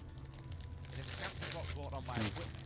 Caster procs already exist in the form of clear casting, and I believe there's a few others. Yes, of course there are. Plenty of caster procs. But this is a rare example of a caster proc based in equipment. Admittedly, it requires the full Netherwind set, which you're probably not going to see in a million years. But it's certainly available. It's there, it's dangling in front of your face.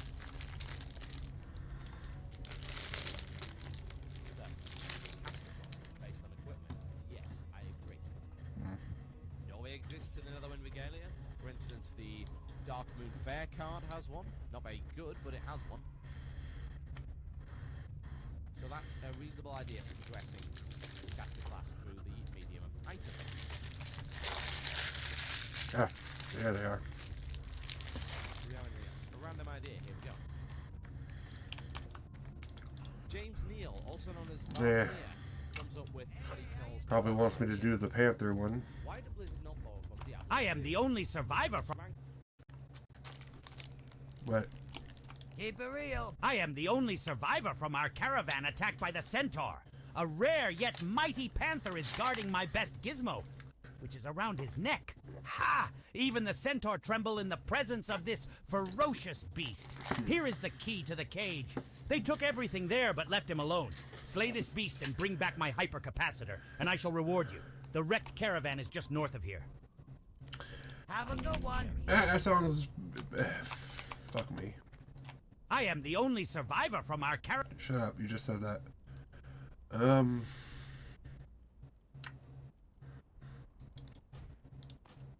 Be good. Yeah, I forget. Wait, hold on.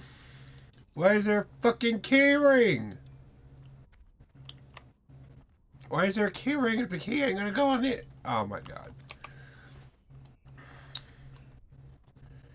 Blizzard, you're a bunch of fucking retards. Bonuses on items. In Diablo 2, the best sorcerer's build involves building a build around a Anyway. specific move or type of moves. Why not allow mages to achieve higher skill? Yes.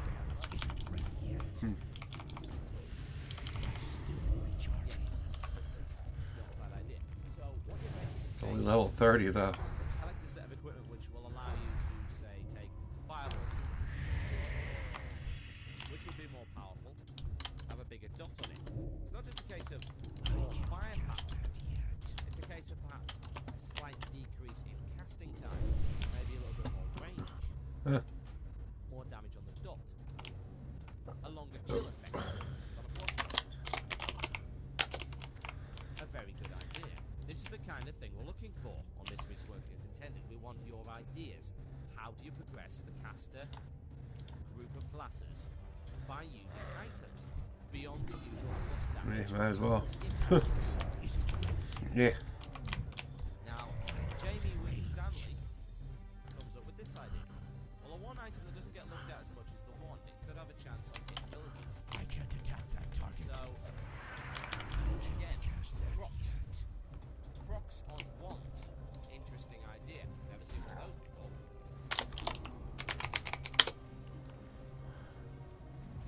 Want some good ideas coming in? Get them into the show and we shall read them out. Now, shoutouts, it was a big mistake. Absolutely massive mistake to actually ask people to give me shoutouts because my RC window is filled to bursting point with shoutouts. I'm going to try and get through as many as possible before the next section. So, now, GCSE failure Chris says this. Claire is a dirty piece of black.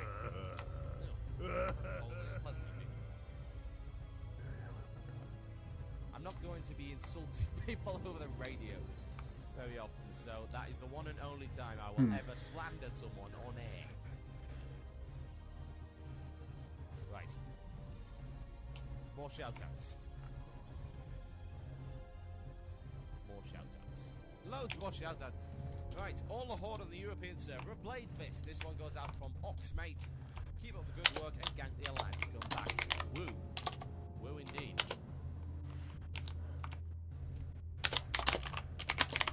Shout out to the Harbingers of War, a multi-server guild. That's www.harbingersofwar.com. That's from Cobra. Shout out saying that TX is a jackass who should be pulled into hell for his jackassness and be consumed by the fires of Shank. Hey! That's frightening. Willie Trapper wants to request a shout out to himself. He's the elitist rogue on Skullcrusher. So he says. So everyone go and gank Willie Tapper tonight just for the fun of it.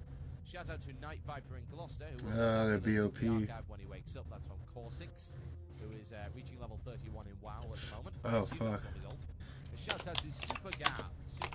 Oh, fuck. Geo, the troll priest from Burning Blade, and his guild One Vision, which is doing a great job at sea. Accompanying shout out to all the warriors this shit. So says Erogar. Moiran asks for a fertility blessing. No, I'm not going to give anyone fertility blessings today. Unacceptable. Absolutely unacceptable behavior. Anyway, loads more shout outs, but I'll try and deal with those later. give us a massive shout out. I should probably never tell people. Give me shout outs in the future because this is just silly. Anyway, if you haven't had your shout out, you'll get it later. Don't keep pestering me. You give me a headache and it makes me sad. Alrighty. Right. Just enough That was time easy. before the next break to plug our sponsor, one of them. Guildportal.com. They're fantastic.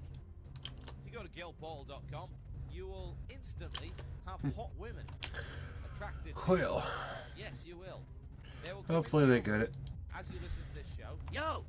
And they may stroke your hair. And for a small amount of money, may My hypercapacitor!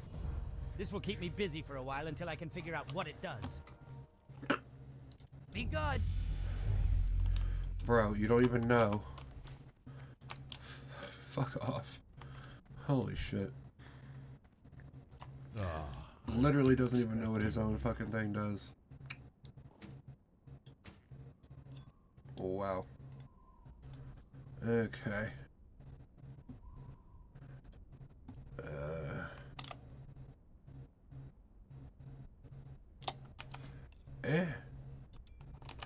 Better than Dahlia's ring.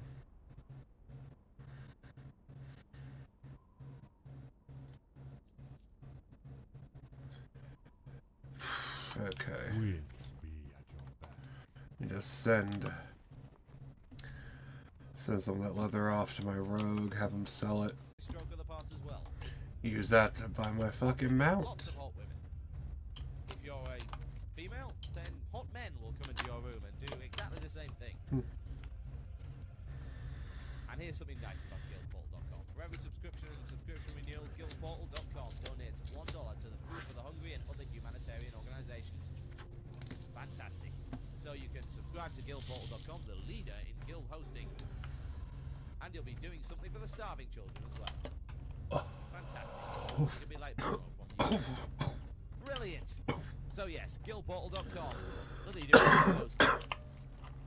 Hopefully they're not listening to this yet, but never mind. Okay. I think it might be time for a little bit of piracy. Yes, yar, a bit of piracy. Okay. The band called Running Wild, and they have a bit of a pirate obsession. This song is called Under the Jolly Roger. You're listening to Blue Please here on WoW Radio. Enjoy. You're listening to the podcast. Yeah, still archive need to get of that Blue fucking Please. alien You're egg that was listening stolen live on from me. Sundays at 17:30 Bastard. GMT. That's 12:30 Eastern Standard Time with a lively musical pre-show kicking off Get 1 hour 'em. beforehand. If you like WoW Radio's productions, then make sure to dig our shows at dig.com and check out our website at www.wcradio.com. Ladies and gentlemen, do not be alarmed. A cynical Brit has been allowed on the air with a microphone. You will listen, or the kitten we have hostage will be forced to fight a giant badger. Ladies and gentlemen, this is a Blue Please. Enjoy.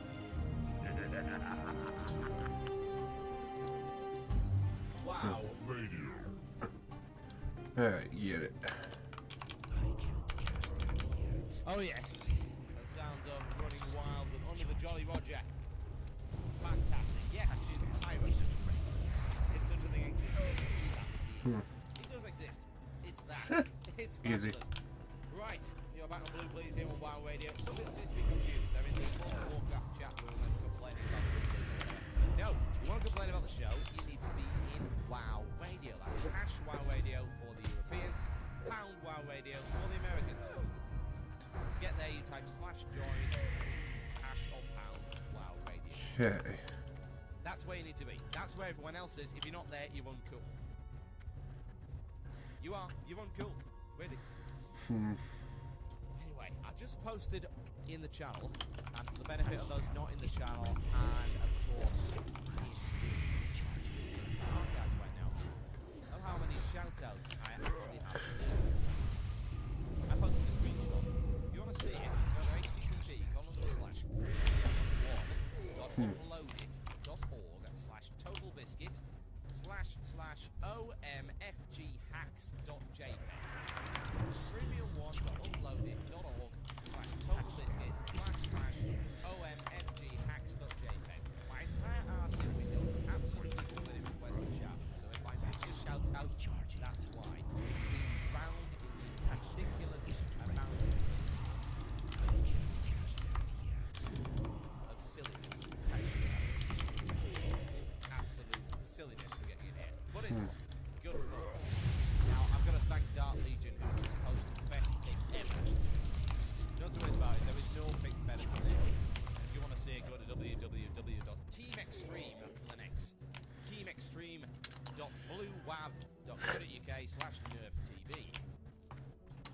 Just easy. unbalanced and working as intended.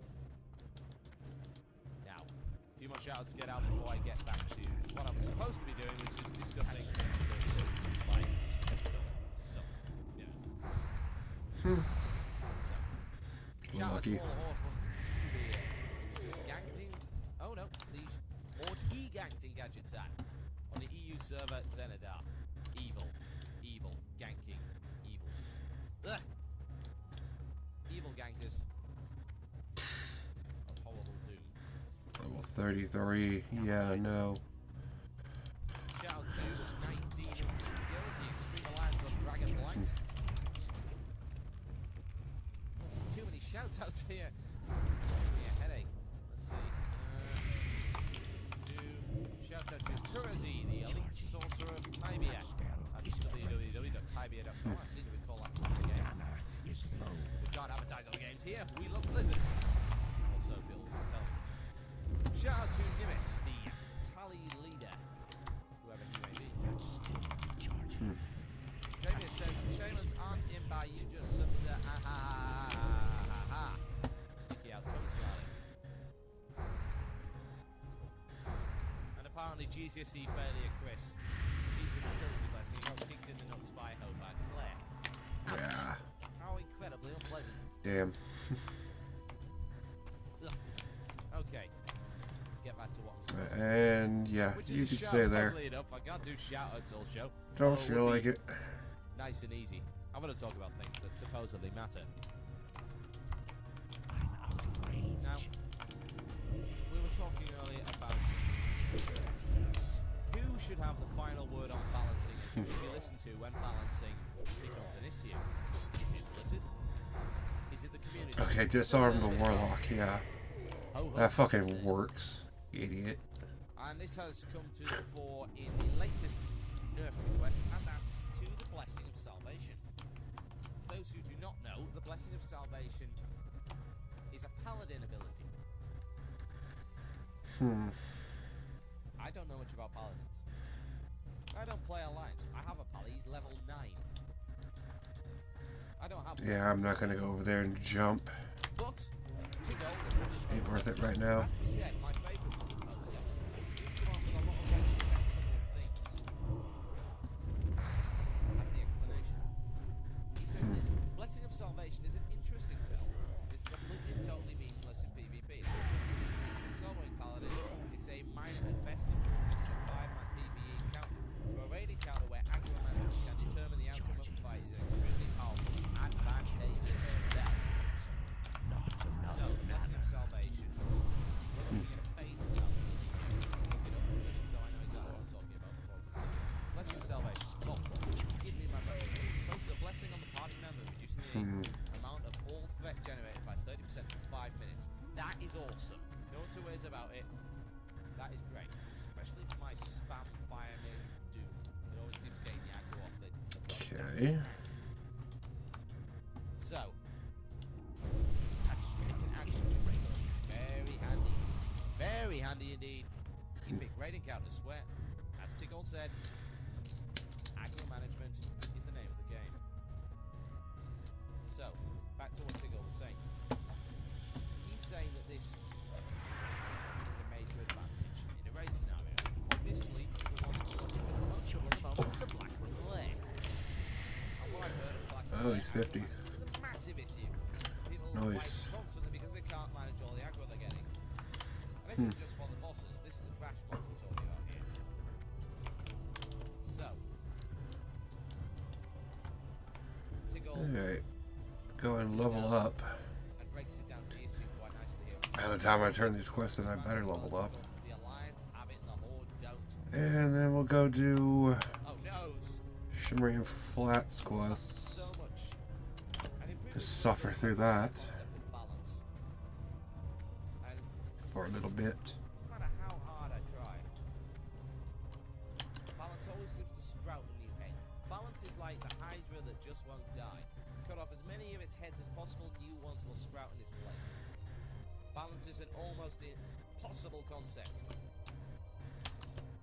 But every game's developer must strive to attain it, because the community demands balance. Sometimes it's justified. I will never say that balance is not justified. Absolutely vitally important. But sometimes people use it as an excuse for their own failings. Perhaps they have not learned how to play their class properly. Perhaps their equipment is not quite as good as someone else's. They cry nerf. Perhaps they've simply not learned how to beat a particular class yet. They cry nerf. And when it comes to something that different has a different class or a different ability, a different item, different quests, it's a nerf from the Alliance. If the Alliance has that, it's a nerf from the Horde. It's nerf ping pong, backwards and forwards between the two sides. Nerf this, nerf that, nerf these sides of different mean. So the whole What the fuck name is that? is the latest target for nerf bat. What Tickle says here is very interesting. Very interesting indeed. And I applaud him for saying this. It's about time somebody said this, quite frankly. He wins prizes, many prizes for this. Let me take a moment to state, this is what he says, that we do not expect all encounters to play the same for Horde and Alliance. The perfect world, an occasional encounter will be easier or more difficult depending on whether or not you are Horde of Alliance. For example, this is Magmadar. Some might argue that Magmadar is easier for the Alliance because of Field Ward. Some might argue that it is easier for the Horde because of Will of the Forsaken. At the end of the day, both Horde and Alliance can beat the encounter, and there is not a drastic difference in difficulty. Oh, come on. Difference, but not a drastic difference. And that reminds me of Warcraft 2. Another Blizzard game, as you Yeah, baby. Sides were almost identical. Almost. The units themselves were identical. The difference were the micromanageable abilities of casters. Okay. Now what do you have to say? Hail. Adventurer, I entreat you to hunt these centaur down. Okay. They shall feel the wrath of our revenge. Attack the centaur camp to the north of Free Wind Post. Let wrath guide your hand. Walk with the Earth Mother. Ah, well, this is excellent news. I was starting to think that he would never be brought to justice. Here you are, adventurer, and thanks. News of Arnak's foul deeds boiled my blood. Yeah. Walk with the Earth Mother.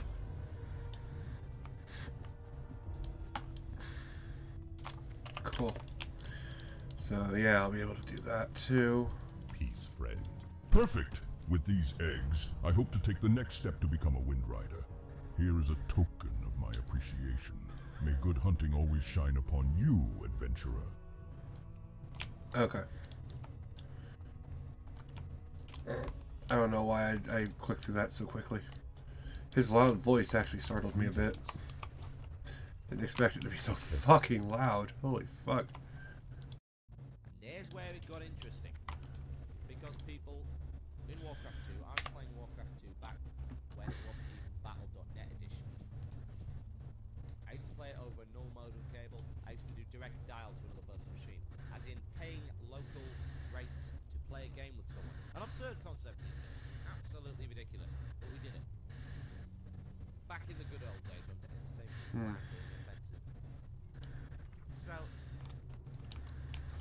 when Battle.net came out, it shocked me to learn that people believed that the game was imbalanced in favour of one another because surely both sides are the same. And while the spells and abilities are different, they're simply used in different ways. Before this, I had no concept of balance. I simply thought, well, okay, so I can't beat that, let's try something else. If I can't beat A, I will use C to beat A. Then they will use B to beat C. I will use D to beat B, etc., etc. Strategy, counter-strategy, counter. It's the way to go. Always has been. But balance became this issue, and especially as online gaming took off and it became very competitive against player versus player rather than player versus environment. You don't see a lot of balance arguments in purely player versus environment games. It's irrelevant. To a degree. It's certainly an issue, but nowhere near as big an issue as in a player versus player environment because everybody wants to be able to do certain things as well as everybody else. And if they can't, there shall be hell to pay. So, should Blessing of Salvation be nerfed? No, I don't agree with nerfing anything. I agree with simply buffing everything else to its level. Yeah, it's a really complicated thing to do. But nerfing things simply ends up with abilities that are next to pathetic. In a first-person shooter, you wouldn't continually nerf weapons just to try and get them into balance and end up having same principle, typical RPGs. Abilities are interesting because they are powerful. That's my view on the whole Blessing of Salvation thing. Right. I've got a lot of time left, so I'd better get on to another one of our features. You know him. You probably don't loathe it. I don't think. No, I certainly don't. It's the one and only... Ask the Murloc. Why is that so loud? Well, that should have scared you and woken you up if I'd sent you to sleep with that little rant. It's time to ask the Murloc. As the Murloc answers all your unfortunate newbie questions in his own inimitable style. Enjoy. That was pretty dumb. Hey, we'll use it. Gloves can be sold. What is the difference between a PvP server and a PvE server? Hey, it's you again. Back for some pearls of astounding wisdom, are we? That'll be 100 gold each, for it is I, the Murloc. Ha ha!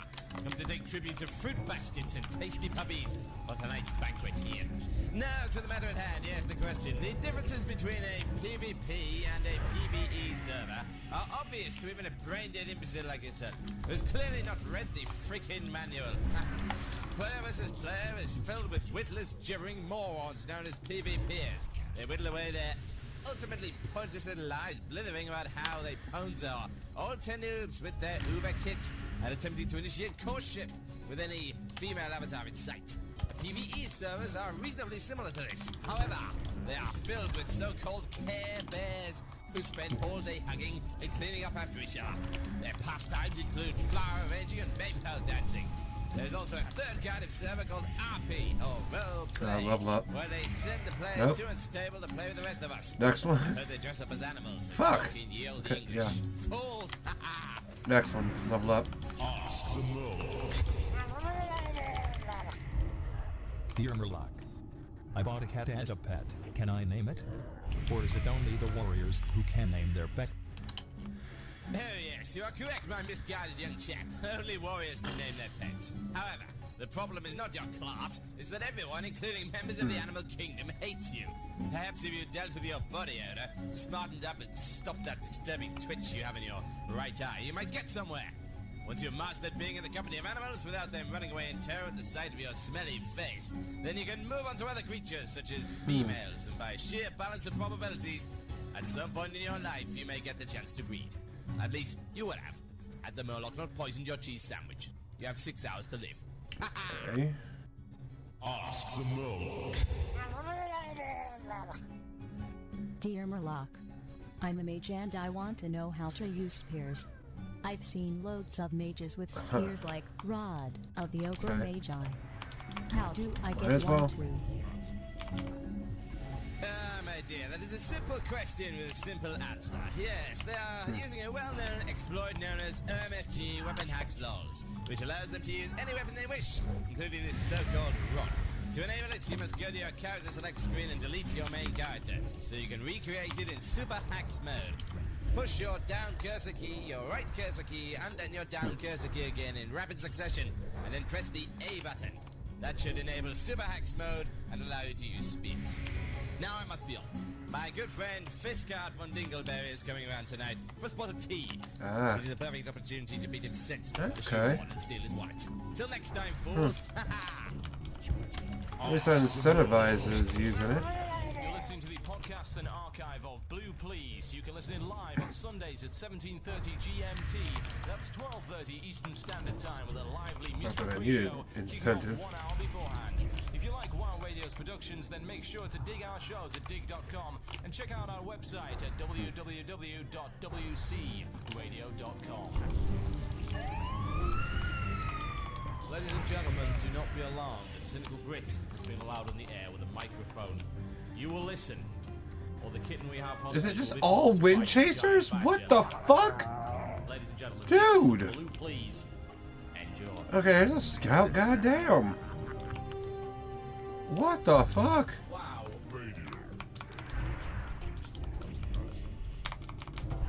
It's like fucking oops all berries. It's oops all fucking wind chasers. God damn. Some people didn't like that song. Well, it's filler music, folks. And it's quite appropriate when it comes to topics we Blue Please. It's like that, and it bloody well is the way it is, and it's not going to change no matter how much you bloody whine about it. So take a hit and stop whinging, you foolish wolf. Calm down. Right, okay, we've got some more stuff on working as intended. Good stuff here. Now, the question for working as intended this week is how would you progress the caster group of classes by the introduction of new items in the same way that many classes have perhaps progressed through the addition of the PvP rewards. Kevin Kobe comes up with a follow-up statement. Maybe have items spawn mana potions and regen potions of water over a period of time. Possibly. The lay of the lilies already and I believe there's also an offhand item that you can use to trade. But more items interesting. Perhaps able to conjure items and have a stack of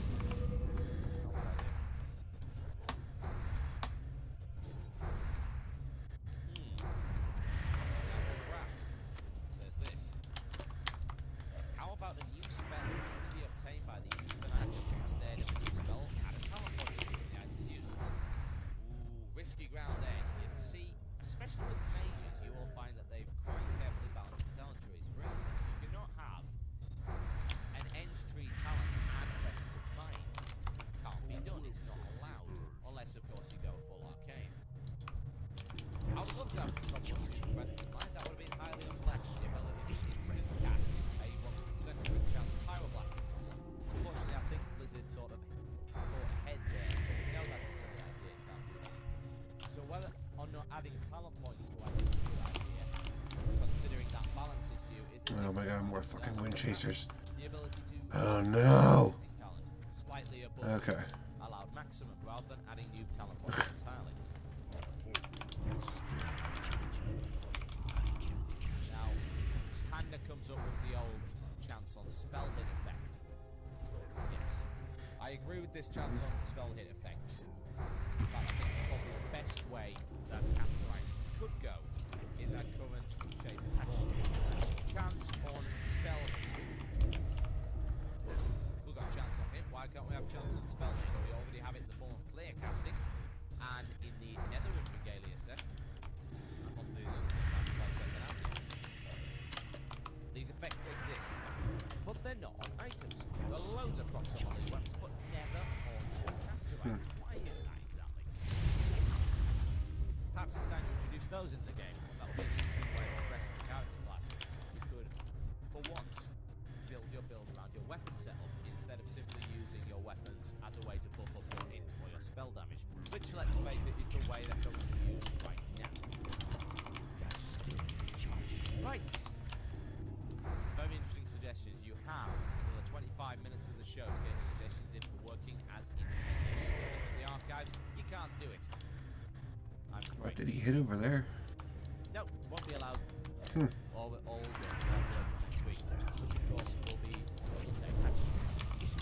European slots. Friendly for my sleeping patterns and friendly for those in the European, just Europe really. Aye. Don't really like each other Searing blade, bitch. As it will be on Sunday in the afternoon, it'll be fine. That'll sell. As well. Hell yeah. Standard time, 7 p.m. Right. That's a nice little payday. Please say hi to Burton in Worcester, UK, playing on a US server. Oh, you poor thing. Why would you do a silly thing like that? And please shout out to Aaron, my good friend who did do my episode. Thanks, James. Just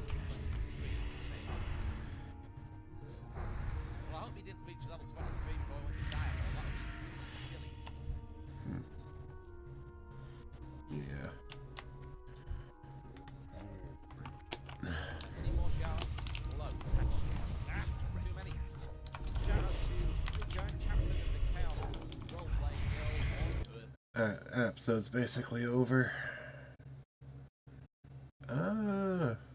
Jump ahead a few years. And so, it begins.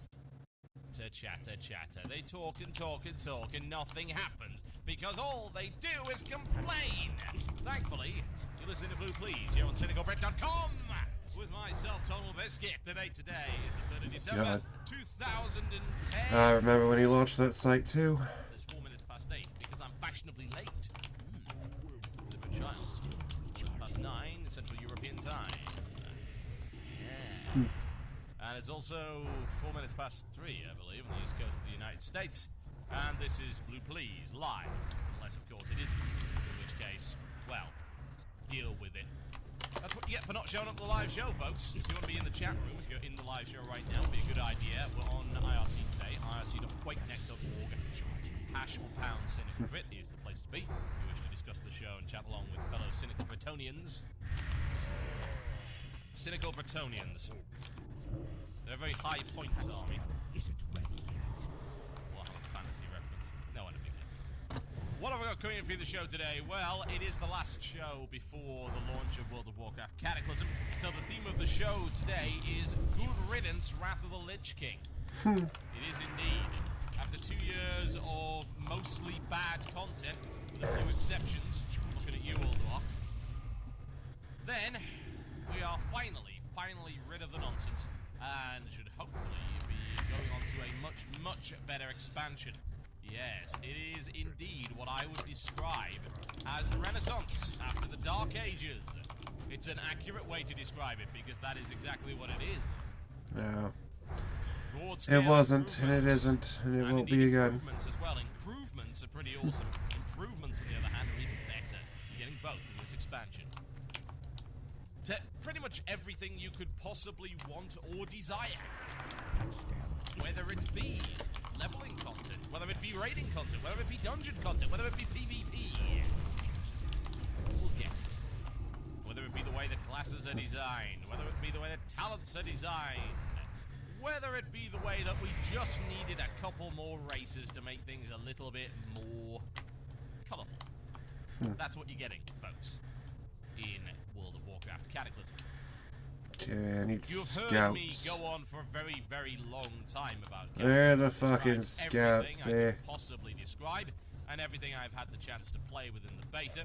I continue to do my videos over on the site, and they are showing no signs of slowing down, which is very good indeed. Evidently, people still seem to want to watch people playing WoW. As to why, I really do not know, but I am not going to look a gift horse in the mouth. It's what you want, it's what you will get. So what's going to be coming in the show today? Well, the simple answer to that is we're going to be reading from you guys. And I have asked you guys to come up with basically your bad memories from Wrath. Everything you could possibly imagine that annoyed you, pissed you off, made you unsub. All the bad things about Wrath of the Lich King. We're going to get it all out there for one last show, and then we can start afresh with Cataclysm. Will I be less cynical about Cataclysm? Well, hell no. But you can be cynical about good content. You don't have to hate on something that's genuinely good. That's always been the way this show has gone. Some people get the wrong impression. Those people are generally stupid. Whatever the case, this show's always been about telling it like it is, being honest, and being very open from the player's perspective about what exactly is up with the game, what can be fixed, the indeed triumphs and failures of Blizzard in this adventure we have called World of Warcraft. Kind of thing you want? Well, door is indeed to your left. So we're going to be going through that. Your email's the best one. Will win a copy of Super Meat Boy because I would like to torture people. It has a new character now, ladies and gentlemen. It's called Super Tofu Boy. Needless to say, he's very sickly and can't actually do anything because of his weak, flaccid limbs. Oh, Peter, you are so ridiculous. You know, Peter reminds me of the Bleeding Hearts within WoW, only crazy. Seriously, there's all Bleeding Hearts. You're eating burgers. Crazier. Rights. Animal rights. Now, there is a difference between animal rights and animal welfare. For instance, I am happy to take care of my cat, but I wouldn't want it to vote. Animal rights and animal lefts. Animals can go get these hands. Anyway, we don't need to get political with this. So I'll be doing that. I will also be covering something that you might have noticed popped up Supposedly this is a leaked release schedule, ladies and gentlemen. Yes. Talk a little bit about it. I don't. There's not really much to say, honestly. I mean, going all the way through to supposedly 2015 expansions to Diablo 3 and stuff like that. It looks legit, but yeah, whatever. We'll talk about it. We'll talk about it.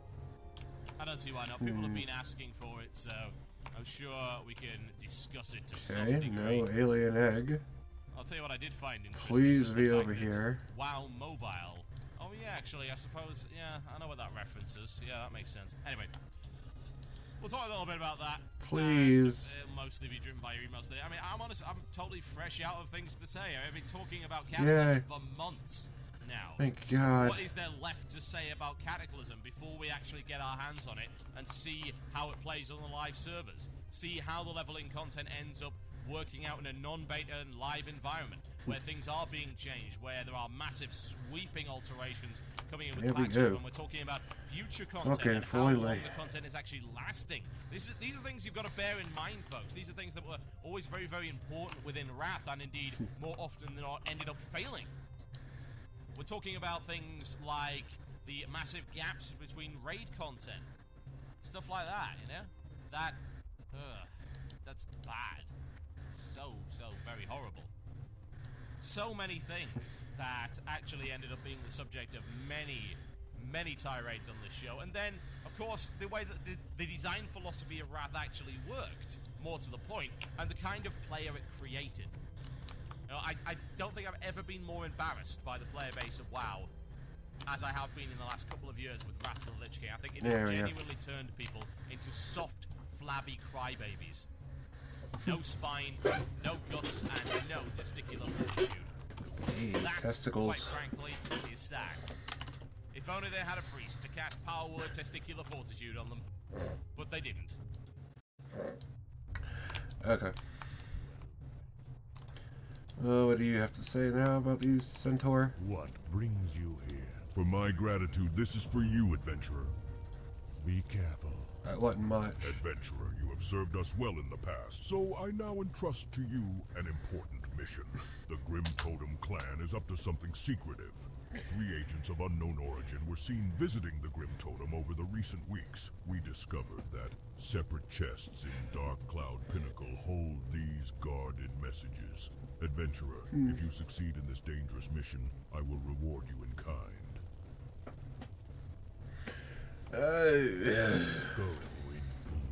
My brother Nautica is stationed at Ghostwalker Post over in Desolus. Nautica. I'd like to ask you, could you give this report to him for me? Nautica? A year has passed since the last time I wrote. There has been unusual centaur activity since then, and he should be informed.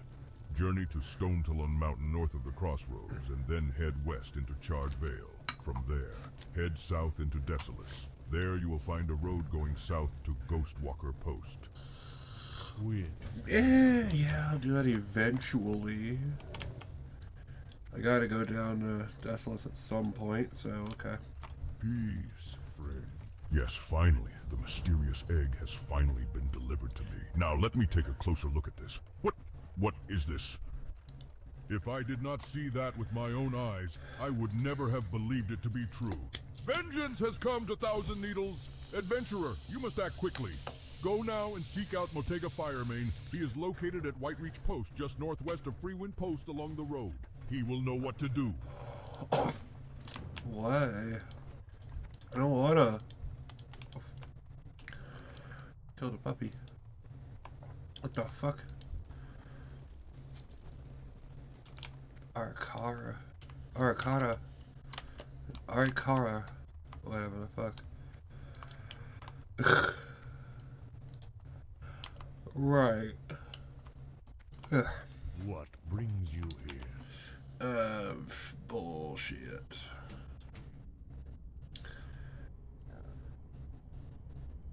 You wish to speak? Looking for something special?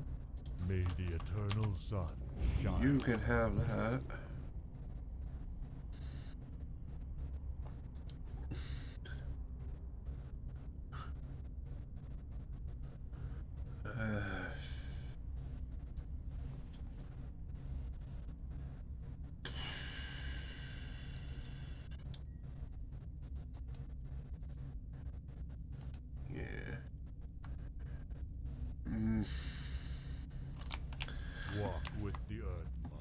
Okay. Well, you know what? I'm just gonna go to the Shimmering Flats. Not gonna bother. Gonna talk to Dickhead all the way over there again. Just isn't worth it right now.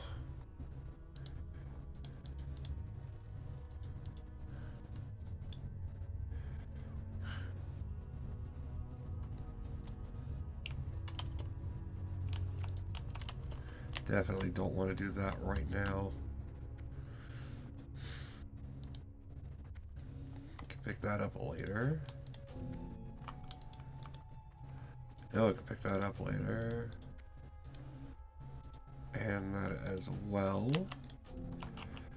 Finish up the quests here, and I can go back to Hillsbrad and do shit. It's doable. But they didn't. Ladies and gentlemen, it's time for this. Never found. That sounds like it's mail time. Steve. Here's the mail. This is going to get copyrighted.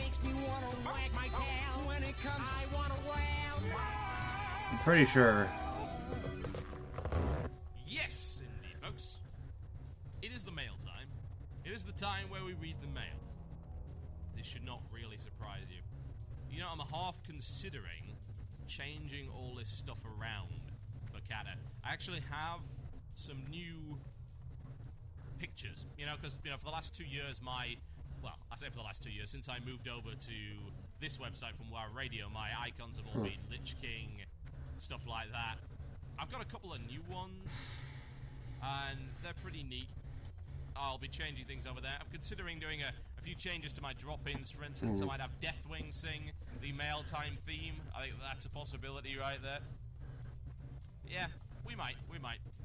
It'll be interesting to go back to the old format as well. Probably bring back the illusion of choice and things like that. I don't know what else will be happening with it, but we will see.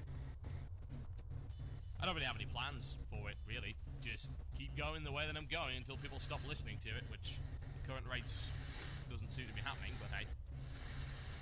Mail time, folks. Let's see what we have in my mailbag. I have many, many mails, and you can email in about your worst Wrath of the Lich King memories through to themurloc@gmail.com. That is themurloc@gmail.com. In the meantime, this is a rather long mail. I'm going to answer this one. It's from Brent Feltman, and he says, "Hey TB, I've written to you a couple of times before, and here I am again, this time honestly hoping that you will call me a spineless twat." Well, that shouldn't be too much of a problem. I don't play many games these days because I don't really enjoy them anymore since I go to myself and spend more time than I do actually enjoying them. Yeah. Oh god, bears. Why are there bears? Why are there so many bears? Where the bears? There's the bears are. There the bears are. I don't want to know. Go away, bears. After Blizz told me there were going to be some real changes with the Oasis. No, I hope they don't track me down. And the Wailing Caverns, neither of which I could barely see, but that's not the point here. First, the good, largely. Oh god, I'm gonna die. With the recent fix to spawn I'm gonna get fucked in the butt. I found myself on a very nice pacing of quests, using the Wrath model, going from small hub to small hub, and on top of that, we all hated the walking into the Barrens. Yeah, damn right. Well, now you get to hop on a Kodo and shoot stuff as they carry you to your next major destination. It ends, but only after you have most of the flight points anyway. So far, this is all good. It's the same stuff, but much more efficient. I decided to do everything since many old quests serve me a nice climax at the end. Yes, I know, I was there. Comfy. Now, here's why I use the Barrens as my who killed you? I go up to do the Sammerflange chain now in Nozzlepot's outpost, and it is all the same, but much less walking. Except when you get to the point where you have to reach and indeed visit Weneki Bolt Bucket. While all the other NPCs in the zone have a nice proximity to the quests, for no apparent reason, she's still all the way up in the Morshan Rampart. And though they port you there once you have to cross the Sludge Fen and the Venture Co research site to get to her, and back at the very least twice. Why? There is no point at all in her not being moved, not good at all.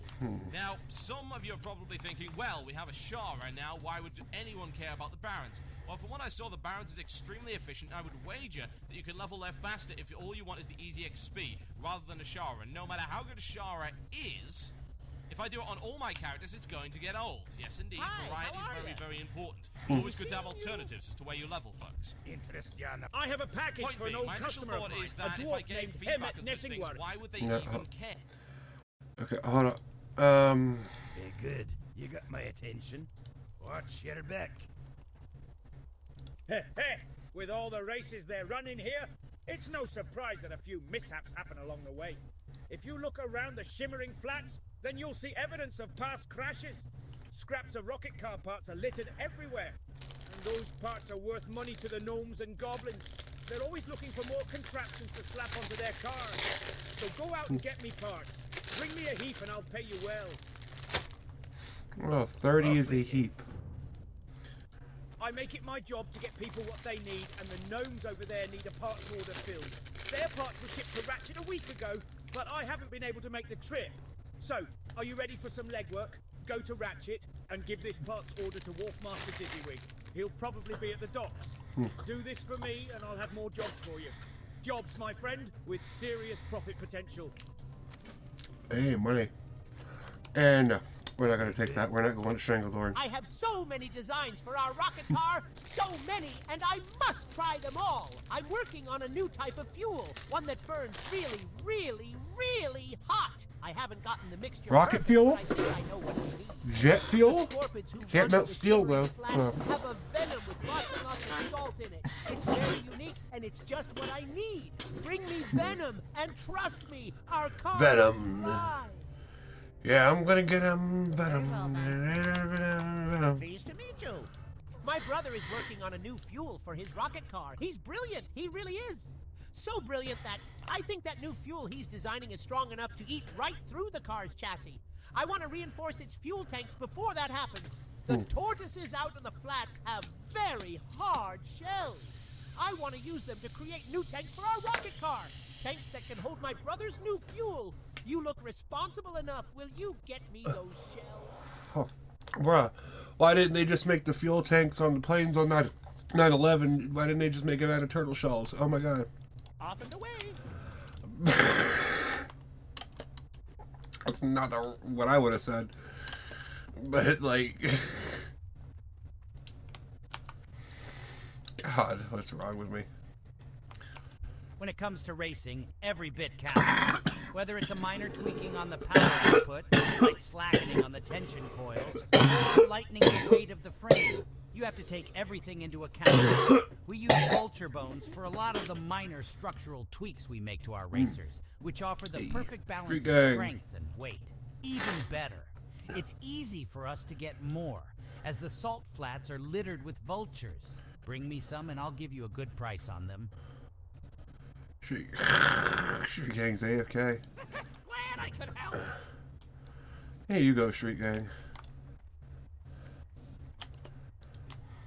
Yeah, you go, Street Gang. Here you go, Street Gang. Please don't fuck with me, Street Gang. You don't want none of this. I can guarantee it. After the big crash with the Goblin's Red Thunder Racer and a Basilisk, Why does he sound like that? hired me on to take care of the track. I don't know what all the animals out on the flats are feeding on to grow so big, but we have to be careful. Stop talking out the megaphone, so dude. They won't wander onto the track when a race is going on. Tell you what, if you want to go out and make a little profit, go out and remove the basilisks from the area. We shall meet again. We shall remove them. Yeah. Yeah, I ain't gonna fuck with you, don't worry. I'm going this way. God damn, there's more of y'all!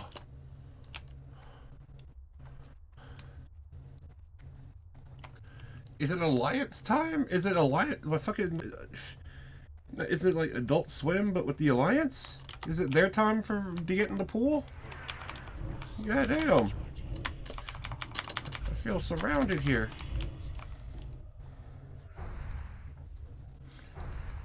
They're gonna come for my ass. They're gonna take it too, I bet. Why should they? It's the Barons. We have tons of other stupid complaints from whiny people like you, bogging us down all the time, making our jobs harder. Of course, this is from the Blizzard perspective. This is just how I think. Got any better could gear? it all really be true? I don't see why they would care. You told us in the Stone Talon video to give feedback, but I'm just not so sure.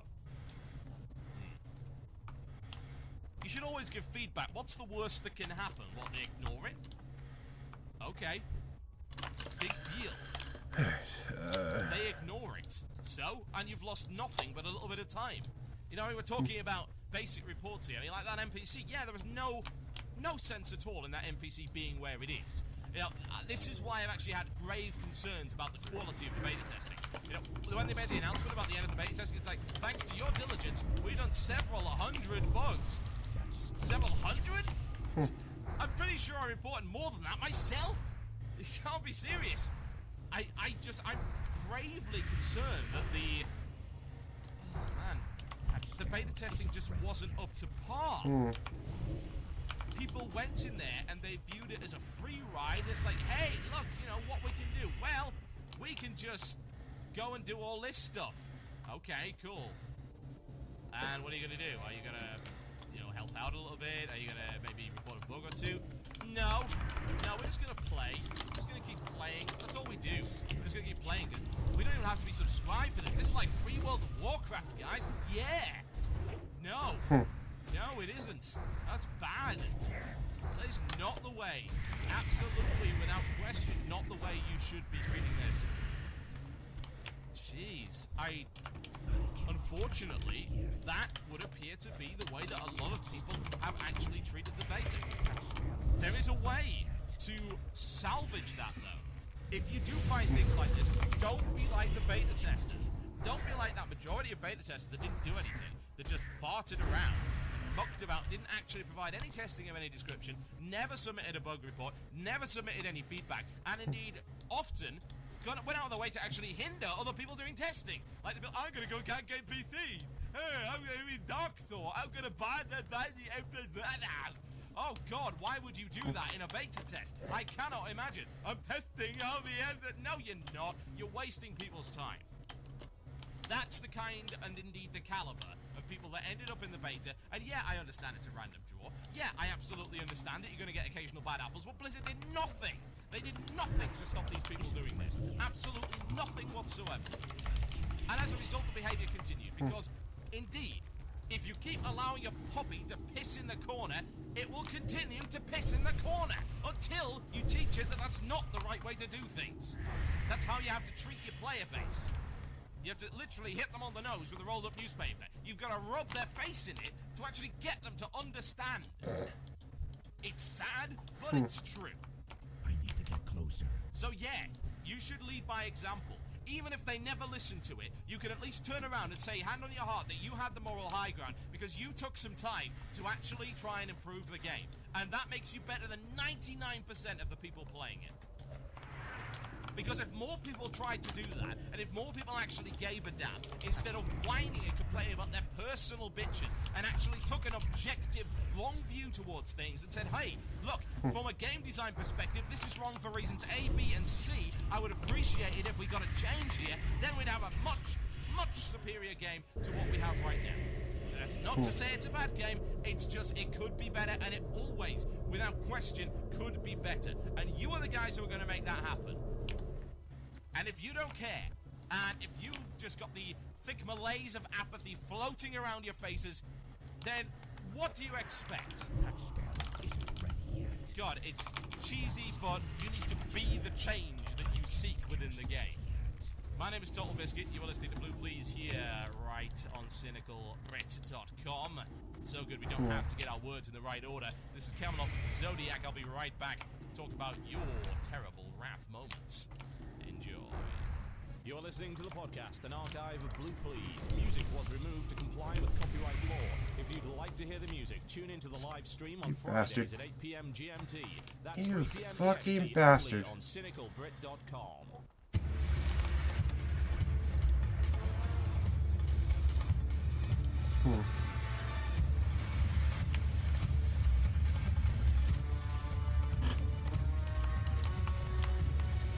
Yes, indeed, ladies and gentlemen. Oh, yeah. Of course, nothing. This is Blue Please right here on CynicalBrit.com with myself, Total Biscuit. It is the night before It's the last show before Cataclysm launch. To remind people, I will be down at the Cataclysm launch event on the 6th through to the 7th. Obviously, that's the midnight launch down in Leicester Square. I will be there. It will be fairly easy to spot me. If you want to troll, by the way, come in a top hat. Like every one of you.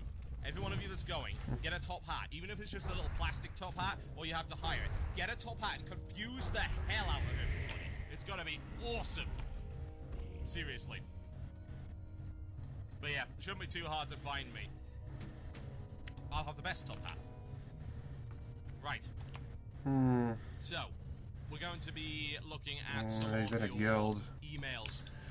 Bad random memories. I'll be, no doubt, giving you anecdotes and stuff like that. We're going to reflect on just how horrendous a bunch of the stuff in Wrath actually was, and how we're really looking forward to Cataclysm washing that away. So I get to have a final massive burst of negativity before the initial yay of the whole Cataclysm launch.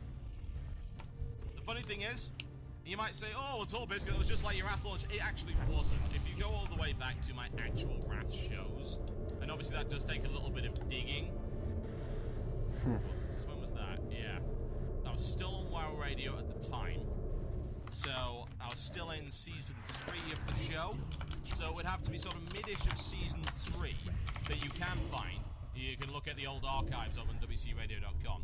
Now, what you will have found, actually, even in the first 2 shows, there was a massive amount of negativity. It was actually, the biggest amount of negativity I had about Wrath was that the raid content was cleared in 3 days. And people were telling me at the time, oh, well, that's just because these guys are leaked.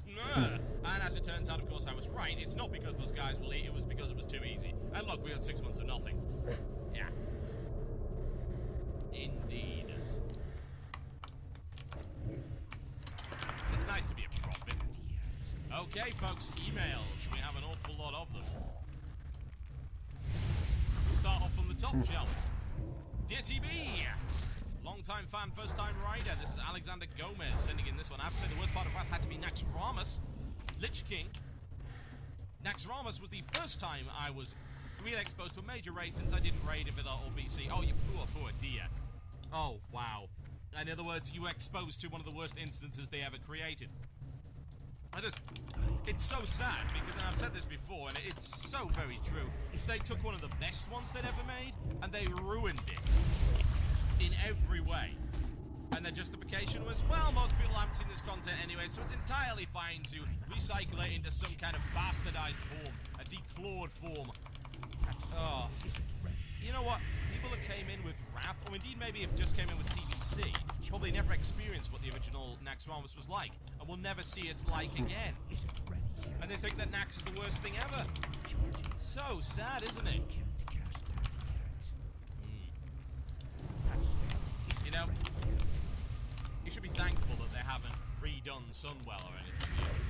Although, what I have to say is that they sort of murdered Sunwell anyway, because they flat 30% nerfed everything towards the end of the expansion, so Sunwell is not the way it used to be. None of the TVC stuff is. You know what, I actually asked them point blank, not only on a podcast, but in a big forum post, to revert those changes, to roll them back. Did they? No, they didn't. There's no point in doing TVC content anymore. There isn't. They completely ruined it. And back in the day, I said, look, we're going to ruin this so that, you know, the rest of it looks better by comparison. We don't want you going back to the old stuff. The time it was really good. We want you doing our new stuff, even though our new stuff is awful. Ah, man. It's so true, though. Anyway, going on with this email, it says, when I finished it, however, and had 1 or 2 items, I felt a sense of loss. It didn't feel epic. Leveling up in vanilla, everyone spoke so highly of Nax, yet the new one just didn't feel cool. I feel like it didn't really do anything, yet completed it so easily. Well, you're right! It's because you really don't have to take any responsibility for anything that you do in Naxxramas 2.0. You fail the dance? Oh, it's fine. Don't worry, you'll just get healed by the healer with his infinite mana pool. Just stand in it, it doesn't matter. So horrible. It really is, man. It really is. Disgraceful, really. You're totally right. It's interesting to see the perspective of someone that just started raiding in Wrath, because I have to wonder how many more people are like this guy. How many more people got the impression that raiding actually sucked as a direct result of the raft style. I have to have a feeling it's more than this one dude, honestly. I can see how you would grow to despise raiding. It's like, well, what's the big deal, you know? It's just a bigger dungeon with more people and purpley loot. There's nothing hard about any of this stuff. Yeah, you know, that's the impression that Naxxramas gave. Ulduar fixed things, but then TOC didn't. Like, oh, look, it's TOC, right, okay, that's really, really easy. And then the vast majority of ICC is also really, really easy. And then you've got a bunch of the hard modes of ICC that are also really, really easy. At which point you turn around and say, Total Biscuit, how can you say that? Because you haven't done it. At which time I turn around and say, I haven't flown around the world, but I don't think it's flat. Well. Right. Okay. This one comes in from Bentley Barnes. Dear TV, I've played for all 3 expansions, and one thing that made Wrath of the Lich King unbearably easy was the fact that in Dungeons and Heroics, you didn't have the need to use crowd control. A lot of people who have only just started WoW with Wrath don't even know what CC stands for. Hopefully, that in Kata, they'll bring back CC and make things a lot more difficult for us. Also the same term as die in a fire. Indeed. Oh, geez. So, the thing about CC is that CC is a weird thing. CC doesn't necessarily make things hard, but what it does is it introduces an element of danger. That's the thing about it. That's what makes CC good. If you use crowd control, generally speaking, it's because not using crowd control would make the actual dungeon way harder, to the point where you are thinking, I need to make this easier. I cannot afford not to use crowd control. And it's not the active crowd control itself that is good. You know, hammering a crowd control button is not... It's not good. It's not entertaining, honestly. Oh, wow. Okay, one of my streams has just fallen over. It should sort itself out momentarily, I hope. Yep, it's just resuming right now, or trying to. Oh, Christ. So, I run across a cluster of 2 servers, and it looks like my one over on VTW Productions has now just crashed. And I'm not sure there's actually anything I can do about it either. Hell on a stick. God damn it. Now, we can get people on the other server, but it only has 1,000 capacity, so that could be problematic. No, it's back up. Right, VTW is back up now. So, you should be good. Anyway, those of you listening on the podcast, no time has passed. Oh, well. Right. Yeah, that's the thing about crowd control. It's not the action, it's the reason. It's the rationale behind using it that makes it good. Because that represents the fact that the dungeon is actually challenging to the point that you have to use crowd control. Because if you don't, you will die horribly. And it also introduces that element of danger. Oh god, it's broken. Quick, better re-CC. Oh god, it's in the AoE. Oh god, the pain and suffering. That's a good thing. That adds to the way that a dungeon works. It brings tension, it brings focus, and it brings enjoyment. Simply through the medium of challenge. Okay.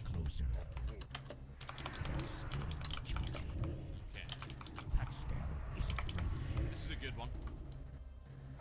One particularly shameful Wrath memory. This is actually about Naxxramas again. Needless to say, Naxxramas is a fairly common theme amongst these emails. To my dearest Total Biscuit. I do hope you're female. It's unlikely. The demographic of my show is 90% male. Statistically unlikely. I had my worst Wrath experience while raiding in, or do I even need to say it, Naxxramas, especially in that early 2009, when the instance had been done to death several times over. Months of grinding the same place every Monday, Tuesday, Wednesday, and Thursday.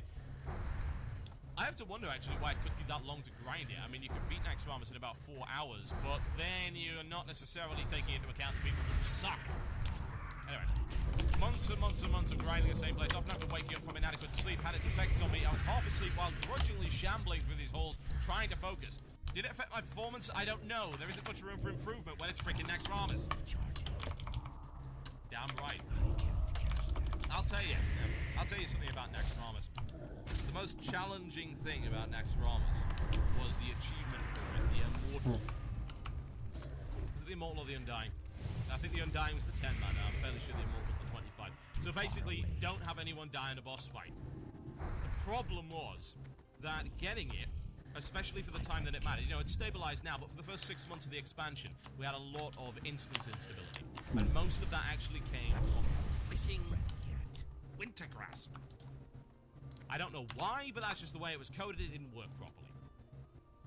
And I cannot count Who is the it? number of It's a times pig. that we failed on Undying or Lord. Immortal because somebody lagged out. Who is it? Like, oh god, he DC'd. Oh Blue god, Dawn he Girl? died to some AoE effect or whatever. GG. It actually happened more so than anything else on Thaddeus, which is It's a pretty fairly coherent appropriate name. considering Thaddeus did exactly the same thing in Vanilla. But it's a yet boar they named didn't fix Boar.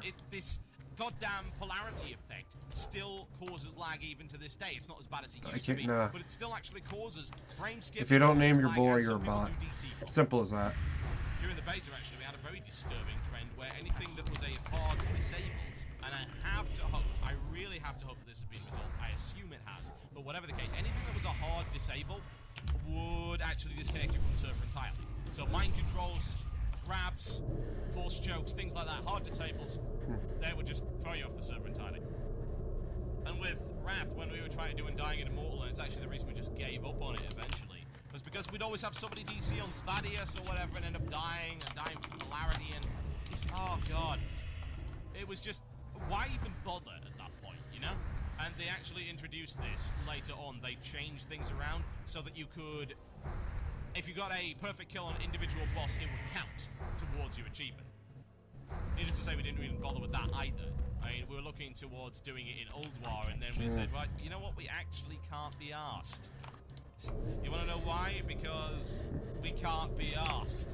You know, we did Yogg-Saron, and we did some of the hard modes, and just by that point, it was falling into the same problem that we've had with the rest of the content. And people always ask me, and they'll never really learn, a lot of them are just trying to flame, but the legitimate people that always ask me, why exactly have you not done all of these things? Well, the answer is simply this. When you are forced to go into the same dungeon for 6 months at a time, possibly 3+ times a week, you have no desire to go back in again. I stopped raiding a couple of months into the Old War patch. You want to know why? Because I was bored.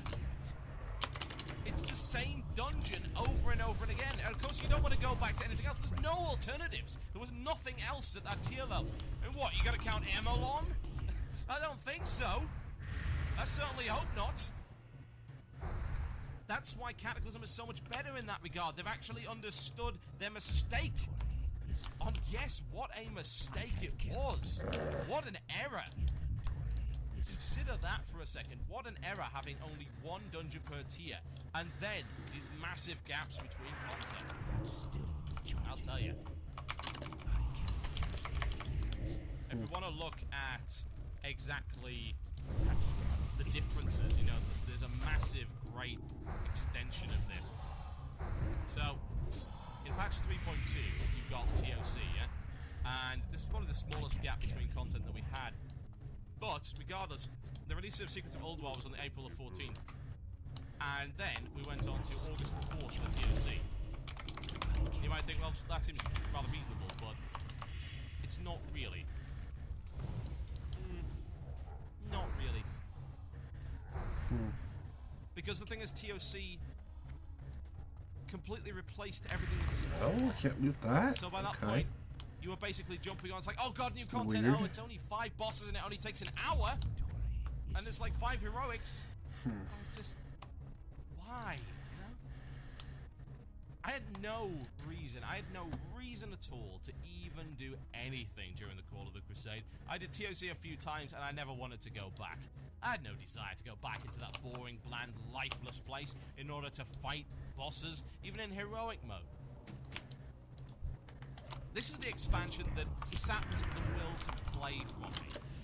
And that is so very sad, because I don't want to stop playing. You know, I've played WoW for longer than I've played any other MMO now. You know, it's surpassed the amount of time I spent on PlanetSide. Hell, it's even surpassed the amount of time that I spent on an old Telnet mud called Moom. Multi-used in Middle-earth. I played that for years. But now, WoW is the MMO that's stuck with me. So, if you think that I want this content to be bad, you're wrong. which is why I hated the way Raph did things, and why I'm loving the way Cataclysm is doing it. My name is Total Biscuit, you're listening to Blue Please right here on CynicalBit.com. Are we going to play more Machine Eye Supremacy? That's a pretty stupid question, isn't it? Rocket Dragon? Yes. You're listening to the podcast, an archive of Blue Please. Music was removed to comply with copyright law. If you'd like to hear the music, tune into the live stream on Fridays at 8 p.m. GMT. That's 3 p.m. EST, only on CynicalBrit.com. Friend, I've got what you need. A premium quality Ventrilo server from UTTservers.com. It's goblin engineering, you see. Not like those inferior gnome products, always backfiring. If you're short on cash, you can even share the cost of the server with Guild Deposit. Have those lazy guildies of yours pay their dues. You know, I could offer you this amazing electric cattle prod that really get them moving. UTTservers.com. Voice communication for your guild. Get yours today.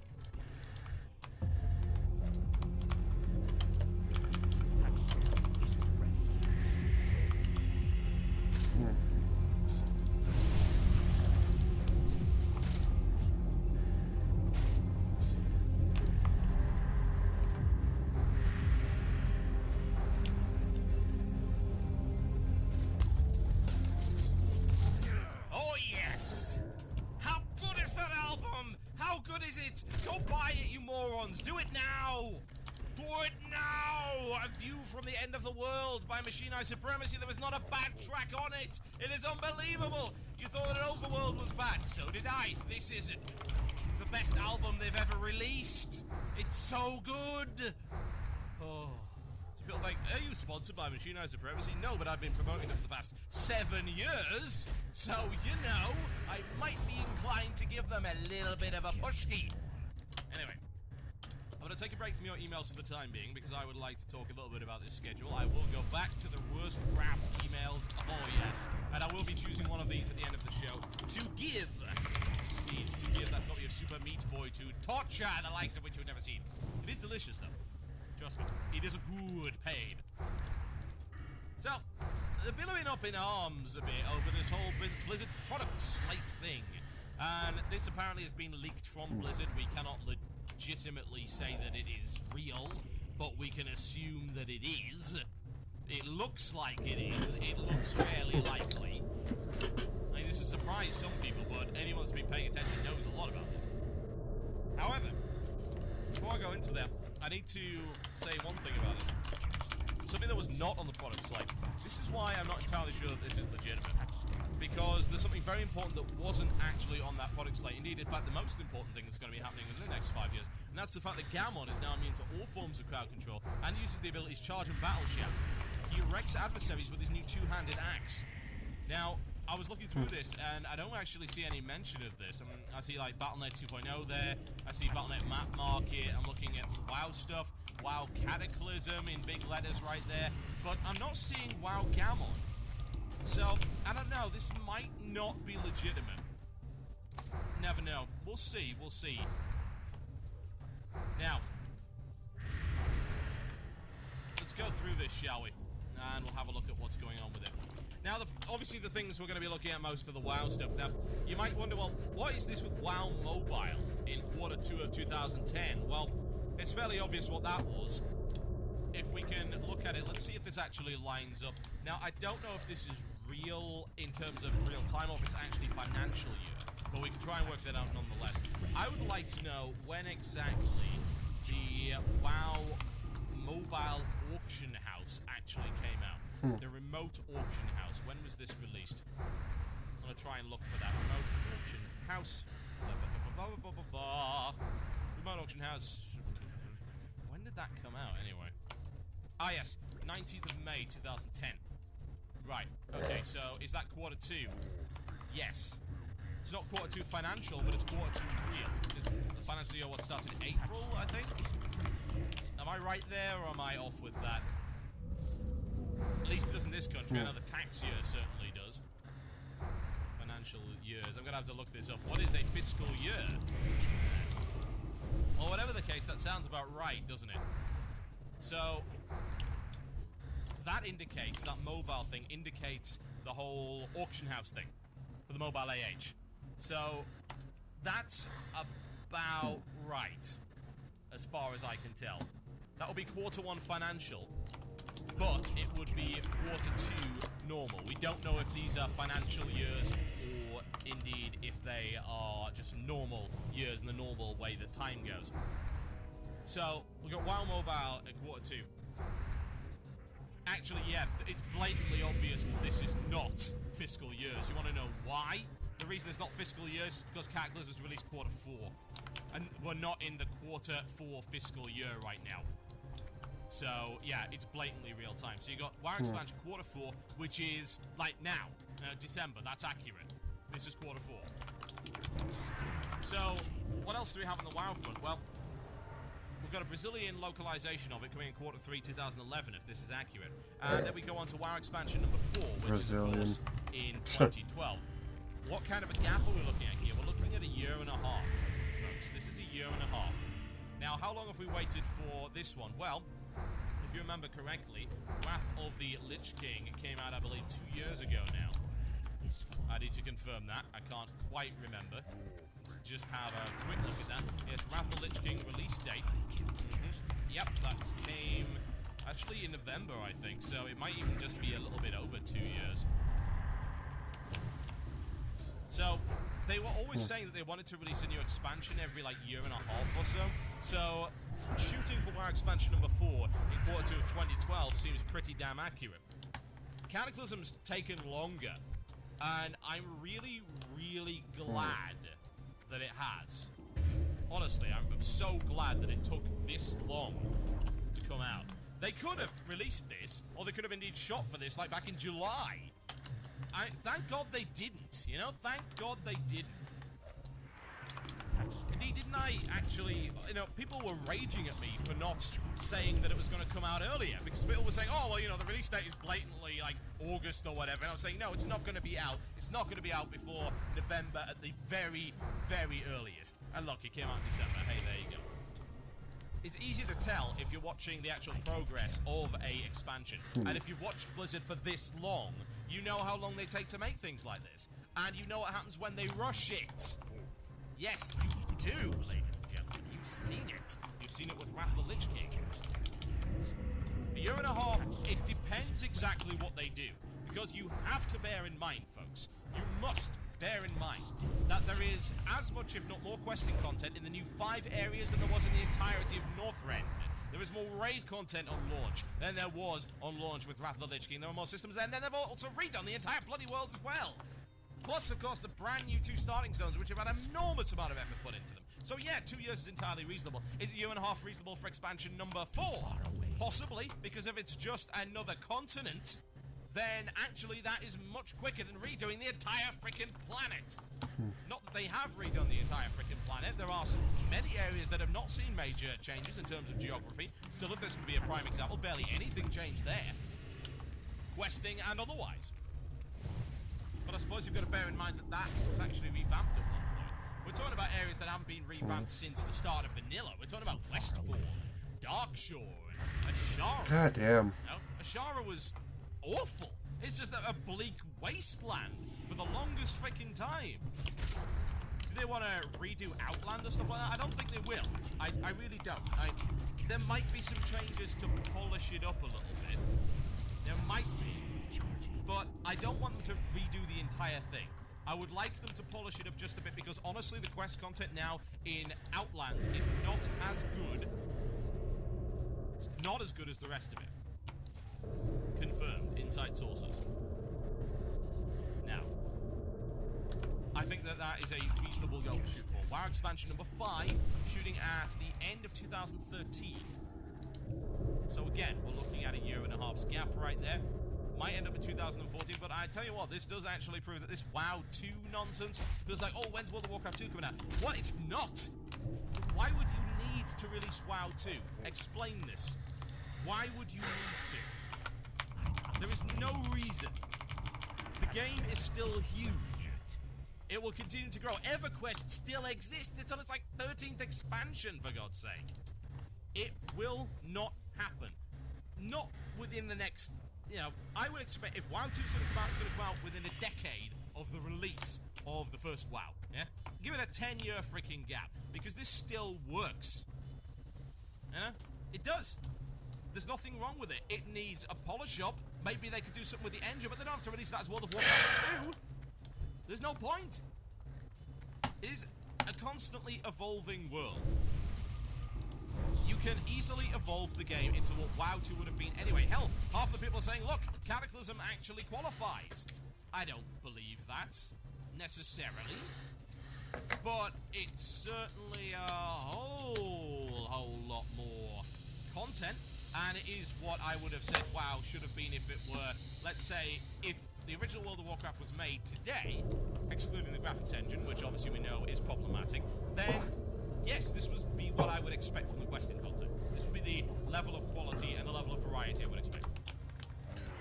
What else do we have on this list? We do have these WoW movie. Again, I pay no heed to these kind of things. Movies are weird that way. They could come out, they could not come out. I mean, we hear all of these projects like, oh, the Halo movie, and then of course that never happens. With WoW movie, that hasn't happened yet. We hear Warhammer movie, that doesn't happen. You know, blah blah blah.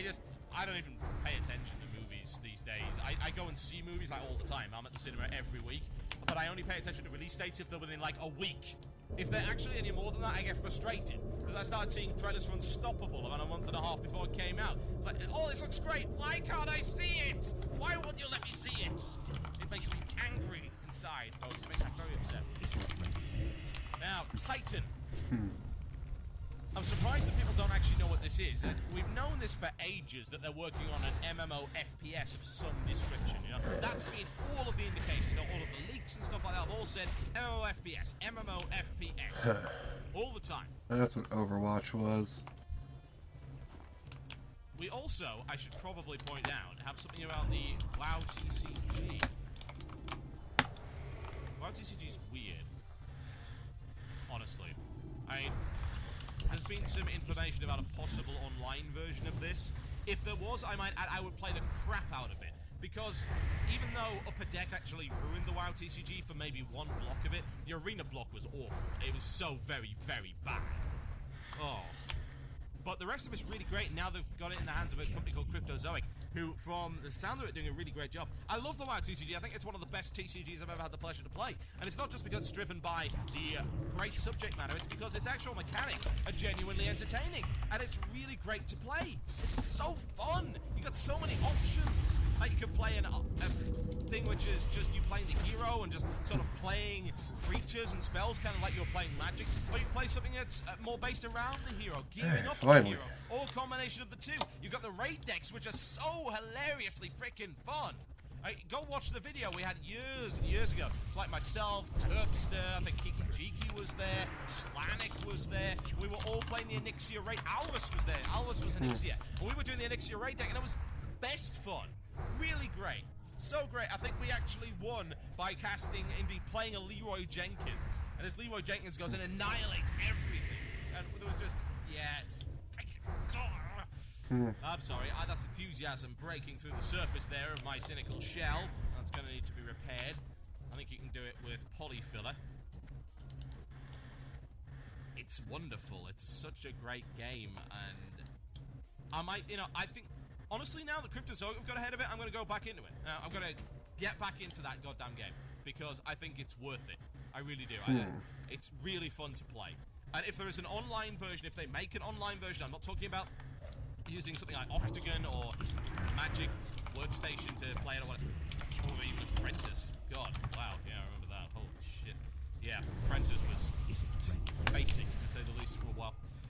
But I'm not talking about just playing it on Octagon or whatever, an official client. Hell yeah, I would play that game. Hell, you could even convince me to buy virtual cards. Maybe. We'll see. Okay. Ladies and gentlemen. What else do we have? Well, StarCraft. This whole StarCraft Phoenix thing is weird as hell. Nobody really knows what it is. StarCraft it's coming 2. out at the same time as StarCraft 2 Expansion 1.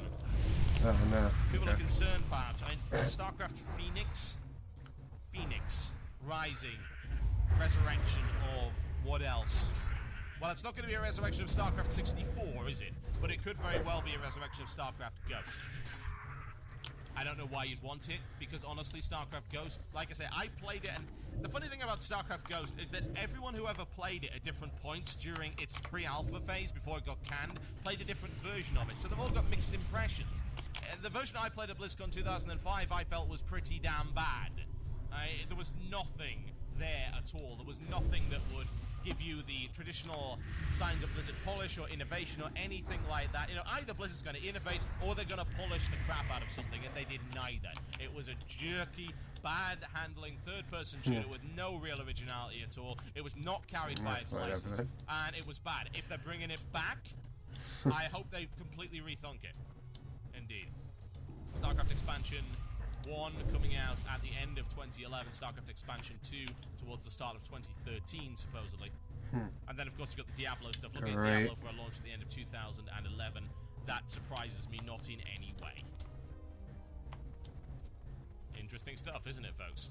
Hopefully, with all of this time, they can really work on making Cataclysm great and adding all of the content that we need in order to continue to play the game. If they keep doing that, they keep funneling in this steady stream of high-quality raiding content, and of course, they keep shoring up the PvP aspect of the game and just improving it across the board. And indeed, a great thing, I might not even go to these, but I think this is a great idea. Bringing in a new 5-man every single patch.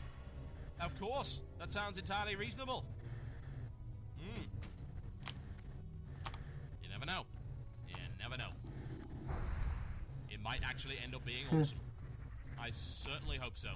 Everything points to yes right now. I am really excited to get a hold of Cataclysm.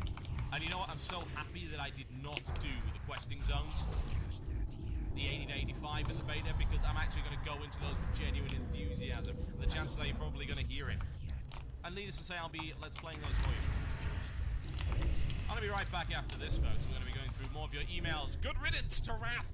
That is the theme of today's show. Would you like to hear some Finnish? I'm sure you would. Meskinusi, it's Terra Spatoni. Enjoy. You have been listening to the podcast and archive of Blue Please, WoW's #1 shock jock show, only on CynicalBrit.com. We'd love to hear from you, so feel free to leave a comment on the Cynical Brit website or write a review of the show on iTunes. Thank you for listening, and I'll see you next time. Yeah, not overlap. You are listening to Blue Please right here on CynicalBrit.com with myself, Total Biscuit, as we wave goodbye to Wrath of the Bitch King. And we say hello to Deathwing and his wonderful Twilight minion. Flame and fortune awaits, mortals. I am. Yes, hell, I'm hyped. So hyped. It's WoW done right, ladies and gentlemen. That's what I'm talking about. In the meantime, we are reminiscing. We are reminiscing on the idea that Wrath was terrible. You see, I'll shock him right in the kitchen. So I'm looking through your emails right here. Worst Wrath memories. I have literally hundreds of these bloody things. I'm going to be picking them at random.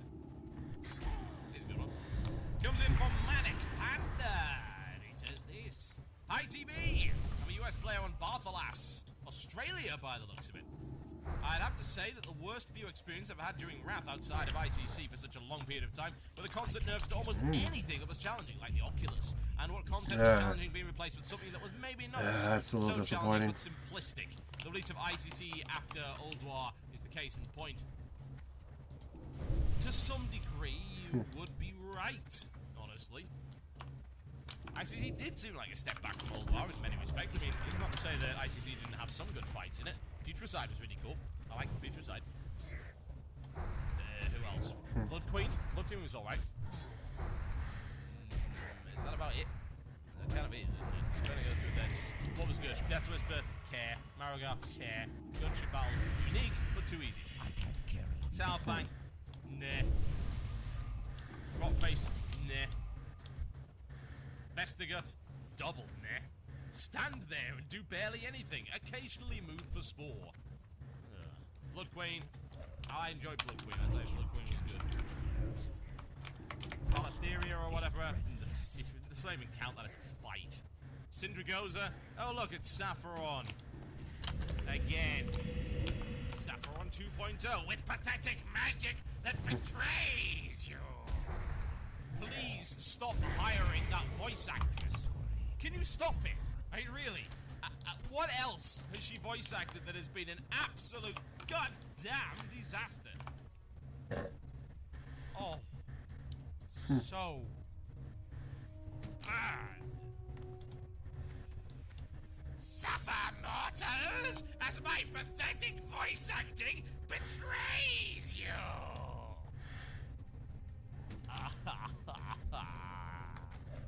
My ears, why, Blizzard, why must you do this to me?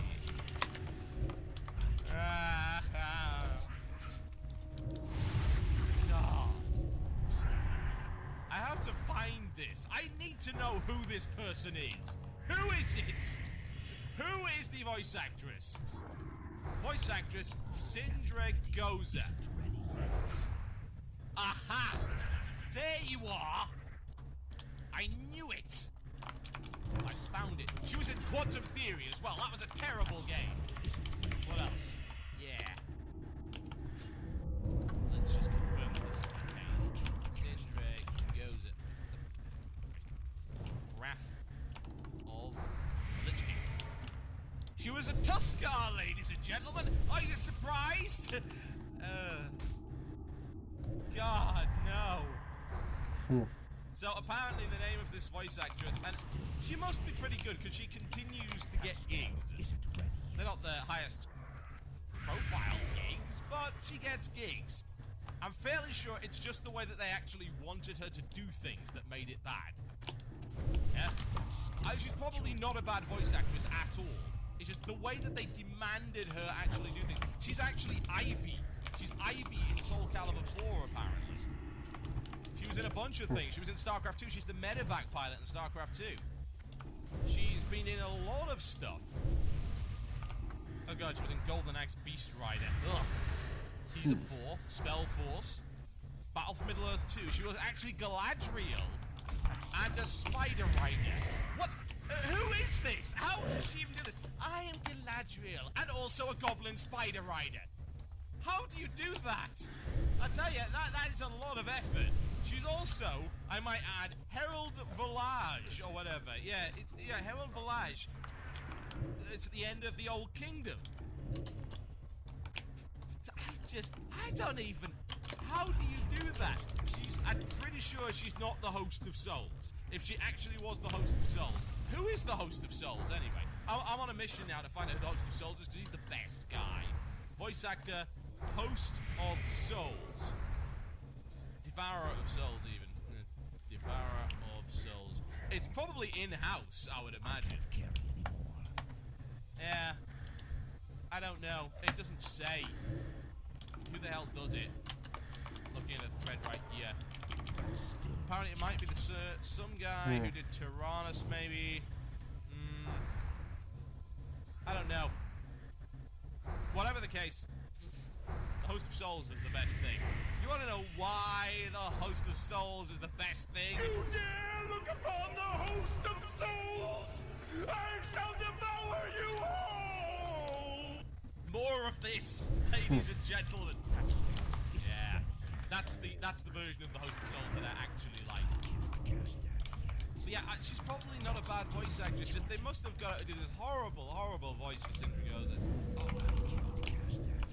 No, so very bad. Okay. And yes, Bone Storm. I wonder if it's the same guy that did Bone Storm, actually. It might have been. It might have been. It's like the best voice acting. It's all of the really stupidly quotable stuff. No, no, no, no, no! Yeah. Oh, man. Yeah. Right. Onward for greatness. What else do we find? Bad memories from... I didn't even get through that email. I'm lost. I'm sorry. I'm sorry. It's completely all over the place now. I'm not reading that. You're just whining that you're not doing as much damage as a Moonkin. One of the biggest things I hated the most about Wrath was Dalaran. Having played since pre-BC, I actually found Shatrath better than Dalaran. People usually respond to that with clank, clank, clank. Do they? Really? That would be a bit weird, wouldn't it? It's like you're trying to debate the ins and outs of World of Warcraft with a crowd of sentinels. But at least Shatrath was big enough to move around it without having people stand on you. 3 people on mammoths could probably stretch across a road. Sharing a city with the Alliance also isn't exactly high on my list. Why can I attack them in other neutral cities but not Dalaran? At least let me attack them in the sewers. Overall, I'm glad I won't have to go back to that horrible city again. I can sit in Orgrimmar, away from the Night Elves, indeed. Those elves. Yeah. You know how it is. Crooked elves. Something, something, smell like hell.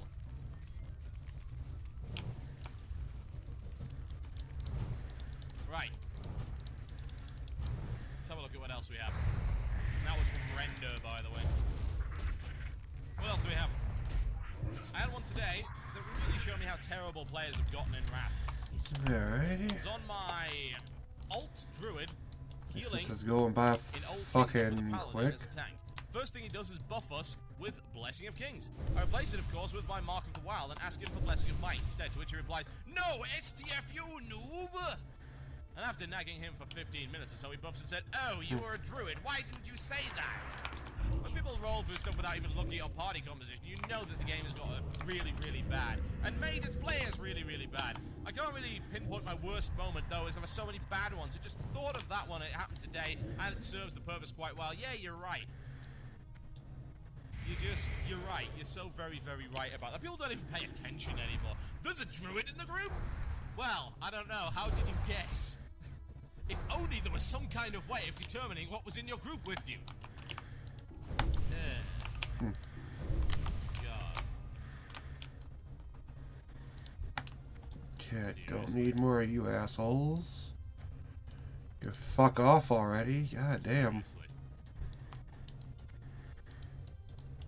Let's have a look at what else we have. I started playing WoW in Wrath within a month. I quit. This from some Cameron colony.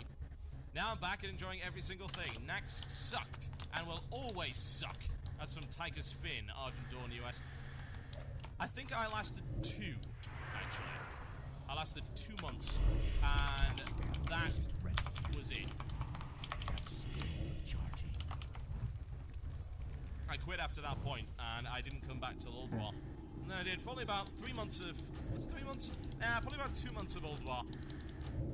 We did Yogg, and then we did some hard modes, and then I was just kind of bored of it, so I left then. Actually, wasn't that... I can't remember when that was. Yeah, well, whatever the case, we left then, blah, blah, blah, and I quit for a while, I just didn't bother with it. I came back for ICC, I didn't actually come back for TOC. I just didn't bother, because I heard the worst things about it. I think I maybe logged in once, and maybe did TOC once, and then said, well, you know what, this is pointless, and just unsubbed again. Yeah. I wonder how many other people actually quit within Wrath. I wonder if there's no way to... Is there a poll site that won't crash? Because the last time I tried to do a quick poll, everything died. It did. It just died horribly. I want to be able to do a quick poll. If one of my IRC reps can actually find me a website that will work for this, I want to do a quick poll to find out how many of you actually ended up quitting at some point during Wrath as a direct result of lackluster content. Yeah, hey, Solo. That's what I would like to know. So ain't much going on here. Find me a site that will not crash when I send all my listeners to it. That will be awesome. And we'll get a little poll going. I want to know just bored as fuck. Because I've got a feeling that it's fairly doing quests I fucking hate right now. on the list. You know, I think there's going to be quite a few people. So, you know. Okay. Doing wonderful. What else do we have? Plenty of things. I hope you're doing better than that. My mailbox is absolutely crammed with them. This is good. This is more Nax fun, ladies and gentlemen. I say Nax fun.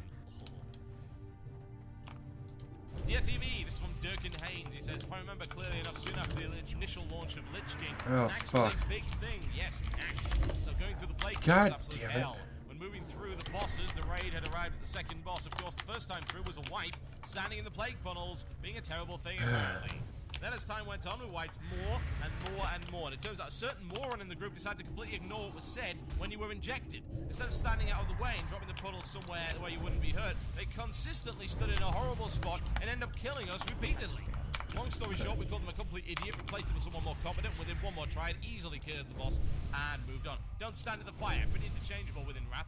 Then of course Lich King, complete letdown after returning for a bit after a hiatus, given the boring content that was always repeated and before Ulbar arrived. Hey, just put the Saints Row video on TikTok, 4,000 views. It's interesting, isn't it?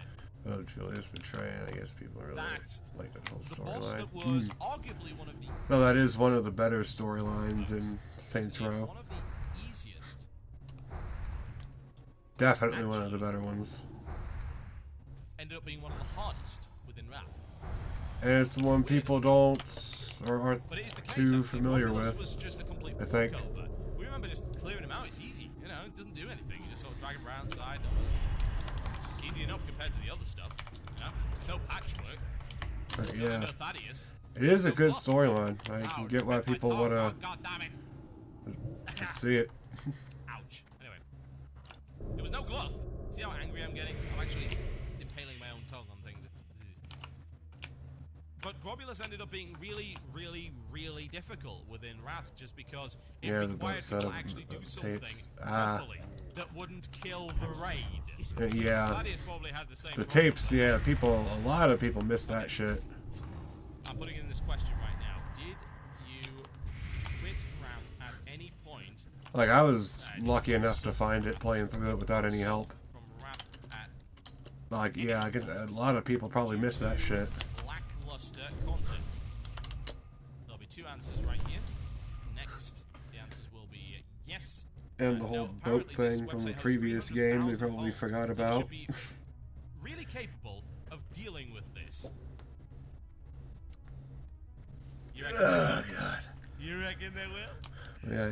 Yeah, in Dex. That son of a bitch, yeah. I'm going to be doing this during the music break, ladies and gentlemen. I'm going to put this poll out. If you want to check the poll out, indeed, if you want to That's vote weird on it, they never if you resolved listen to that the podcast, little if you listen to side the podcast, story. This poll is going to be embedded into the show notes. But yeah, dude was a traitor. Oh well. Forget about it. This is where I'm actually going to link the thing. So, I need you to vote on this. I'd like to know exactly It's weird. whether or not you ended up Yeah, you quitting can't or trust being everyone. harassed. Well, I mean, yeah, it's a gang story, of course not. I mean, it was kind of obvious there was going to be an undercover cop. It's just a matter of who. And it turned out to be him. The most cop-looking motherfucker in the entire gang. I would like to play some music, as you might imagine. It's going to be good. It's going to be Disharmonium Mundi. And it's going to be called Stepchild of Laceration. Could be worse. It could be Stepchild of your pathetic magic, which betrays you. You're listening to the podcast, an archive of Blue Please. Music was removed to comply with copyright law. If you'd like to hear the music, tune into the live stream on Fridays at 8 p.m. GMT. That's 3 p.m. EST, only on cynicalbrit.com. Hate that. God, that album is amazing. Only need one more of the fucking It's called cunts. Isolation Game, and it's by Disharmonium Mundi. And you need to have it. You must have it.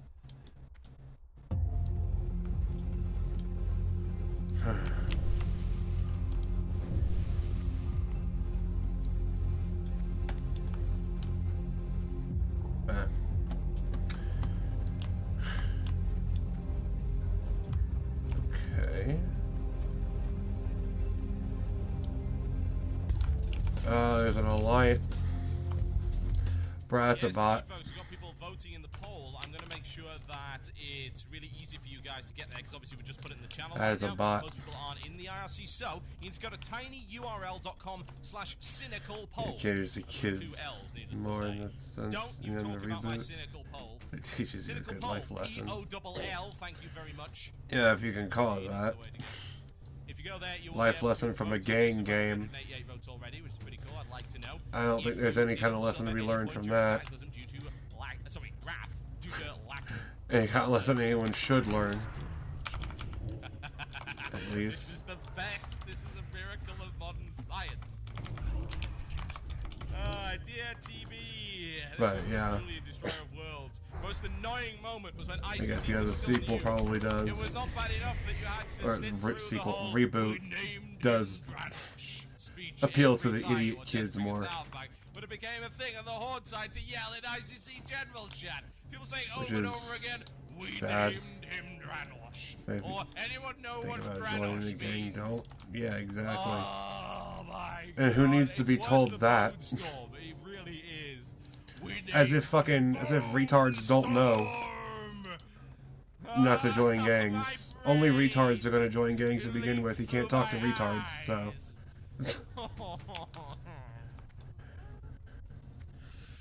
Don't you dare do that again! Another bot. Don't you dare do that again, Blizzard! Please let us skip the damn speeches! Surprised this dude ain't a fucking bot. You know what? I'm gonna give you the super. God, I still need one more fucking gazer. For that, because that brings me so much pain that I must give you. Okay, you didn't even pick this up. Congratulations, you win a copy of Super Meat Boy. Drop me an email with your Steam address and I'll send it over. Oh, yeah. Okay, what else do we have? Come on, fucking faggot! God damn! I actually liked Wrath a lot. I like the leveling. I loved it. Then 3.2 came around. I remember one-shotting each boss in TOC, then having to wait a whole week before being able to try the next one. The saddest part was that my guild wasn't even that great. We were by no means a world-first group. I remember thinking, at least faction champs might be interesting, but no! Our priests quickly found out their mass dispel button, and that was it. The guild broke up right after we downed a new Barak, most of us having unsubbed in disgust. I came back briefly to check out ICC and ran with the guild, which insisted that all raiders install and run ABRE. Oh, is that the augmented reality thing? Oh yeah, that's horrible. Well, that add-on just sucked whatever epic I might be able to find in that event, and I only reactivated a few weeks ago in 4.0. Yeah, you're damn right. Wow, yeah, guilds actually enforcing that is so crazy. Use this mod, which completely ruins any source of immersion you might have in this game. And we wouldn't want challenge, no. Everything must be fed through some kind of eye laser directly into your brain. No. I actually go for the first approach these days, ladies and gentlemen. Finally. There is no need to even use stuff like deadly boss mods anymore. You don't need to use it. You can tell when things are coming simply by listening for the cues. Oh, right, okay, he said this. That means this is about to happen. And plus, they've put up most of that in the game anyway. And the only thing you might want to put in is maybe timers. That'll be it. I don't see any need to go any further. You don't need augmented reality or stuff like that. Of course, that's not in the game anymore. That got banned for a good reason. And then just 3 more fucking rocket parts and I'm fucking done for the night. God damn. Mods betrayed you.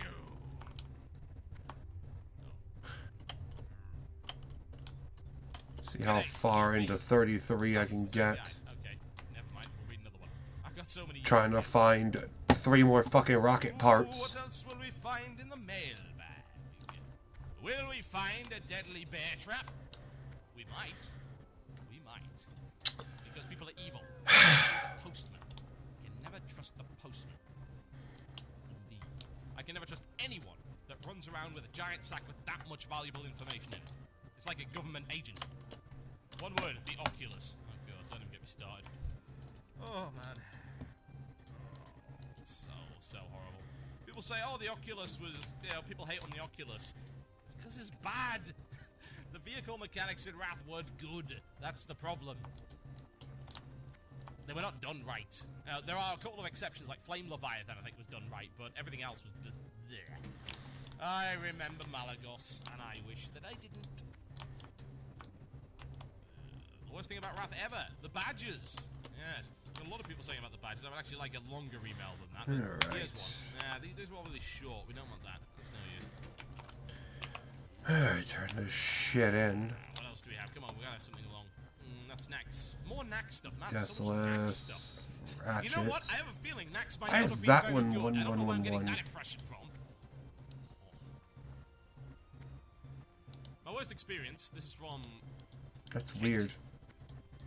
My worst experience in Wrath is of the ridiculous idiots all running around gathering epics that are served to them on a silver platter. However, in vanilla, people actually had respect from other players when they had tier 2 on. Why? Because you had to be good to be in a guild to do those raids and pogs that didn't exist back then. Okay.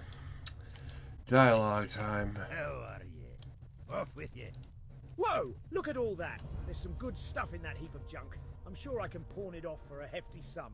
And is that an ear I see squashed between those two sheets of metal? Ouch! Heh, I sure wouldn't want to be that pilot. Thanks, adventurer. Here's your pay. And here's some advice. Free of charge. If you look hard enough, you can always find profit in someone else's tragedy. I have a package for an old customer of mine, a dwarf named Hemet Nessingwari. Nope. Nope. Not doing that. My, you're a tall one. You got them! Thanks, adventurer! Wow, these shells are harder than I thought.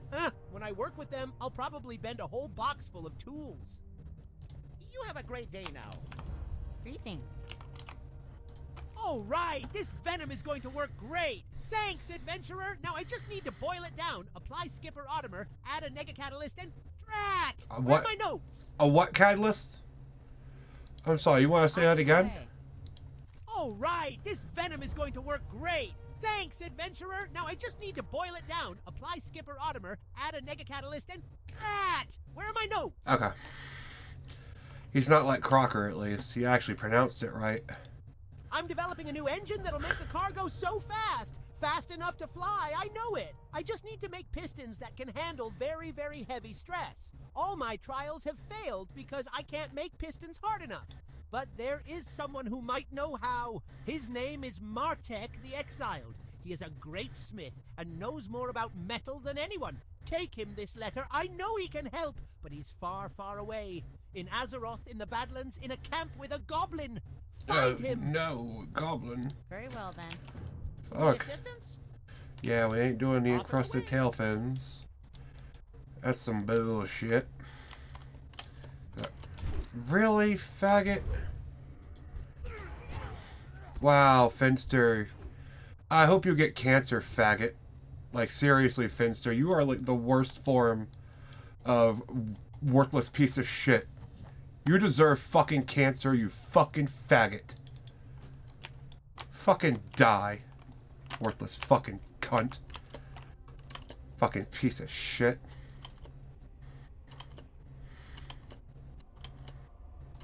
We're in a PvP, faggot. Go queue up for a BG.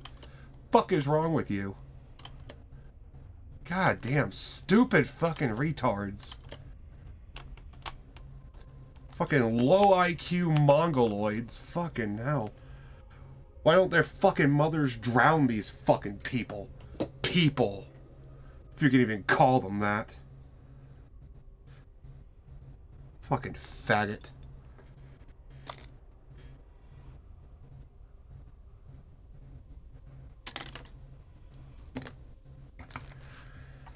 Just wasting my fucking time.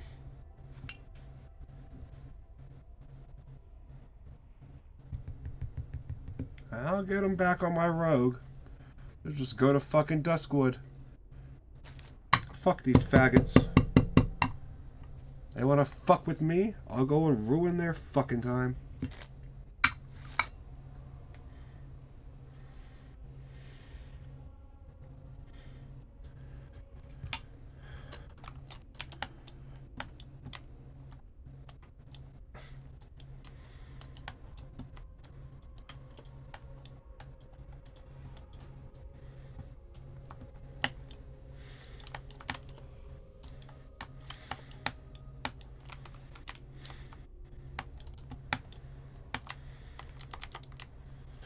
Well, where is the faggot?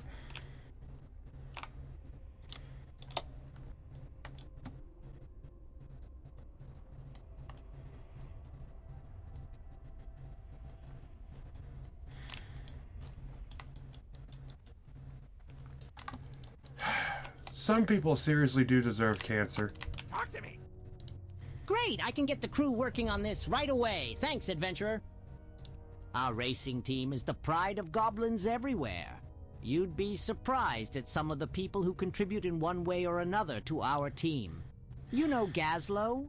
He tracks down parts from around the world for us. He even came down to work on one of our rigs once. A few weeks ago, he said he'd send us a new prototype fuel regulator, but it hasn't come yet. He's usually very prompt. Maybe you wouldn't mind going to Ratchet to ask him about it. I wouldn't be so pushy, but the gnomes are gaining on us. Sure thing. Yeah, bitch ass.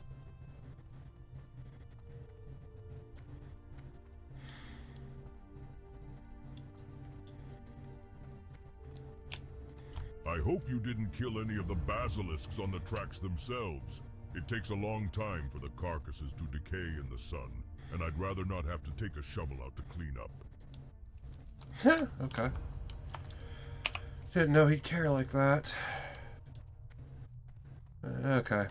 We're gonna go...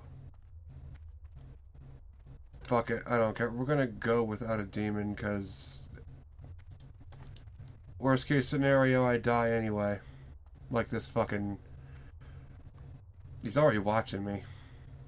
Okay. Well. Still don't trust them. What are they down there for?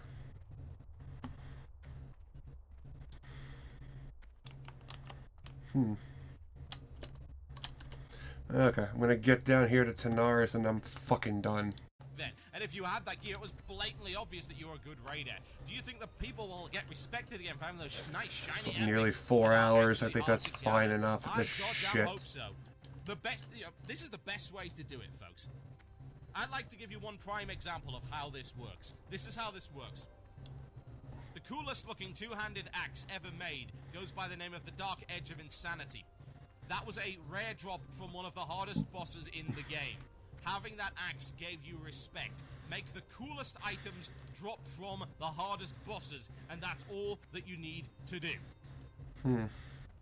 You want to make heroics awesome, you want people to really strive to go into heroics and get the gear from there. Make that stuff awesome, and not just a reuse of the model with a little bit extra glow, and of course that little green thing that says heroic.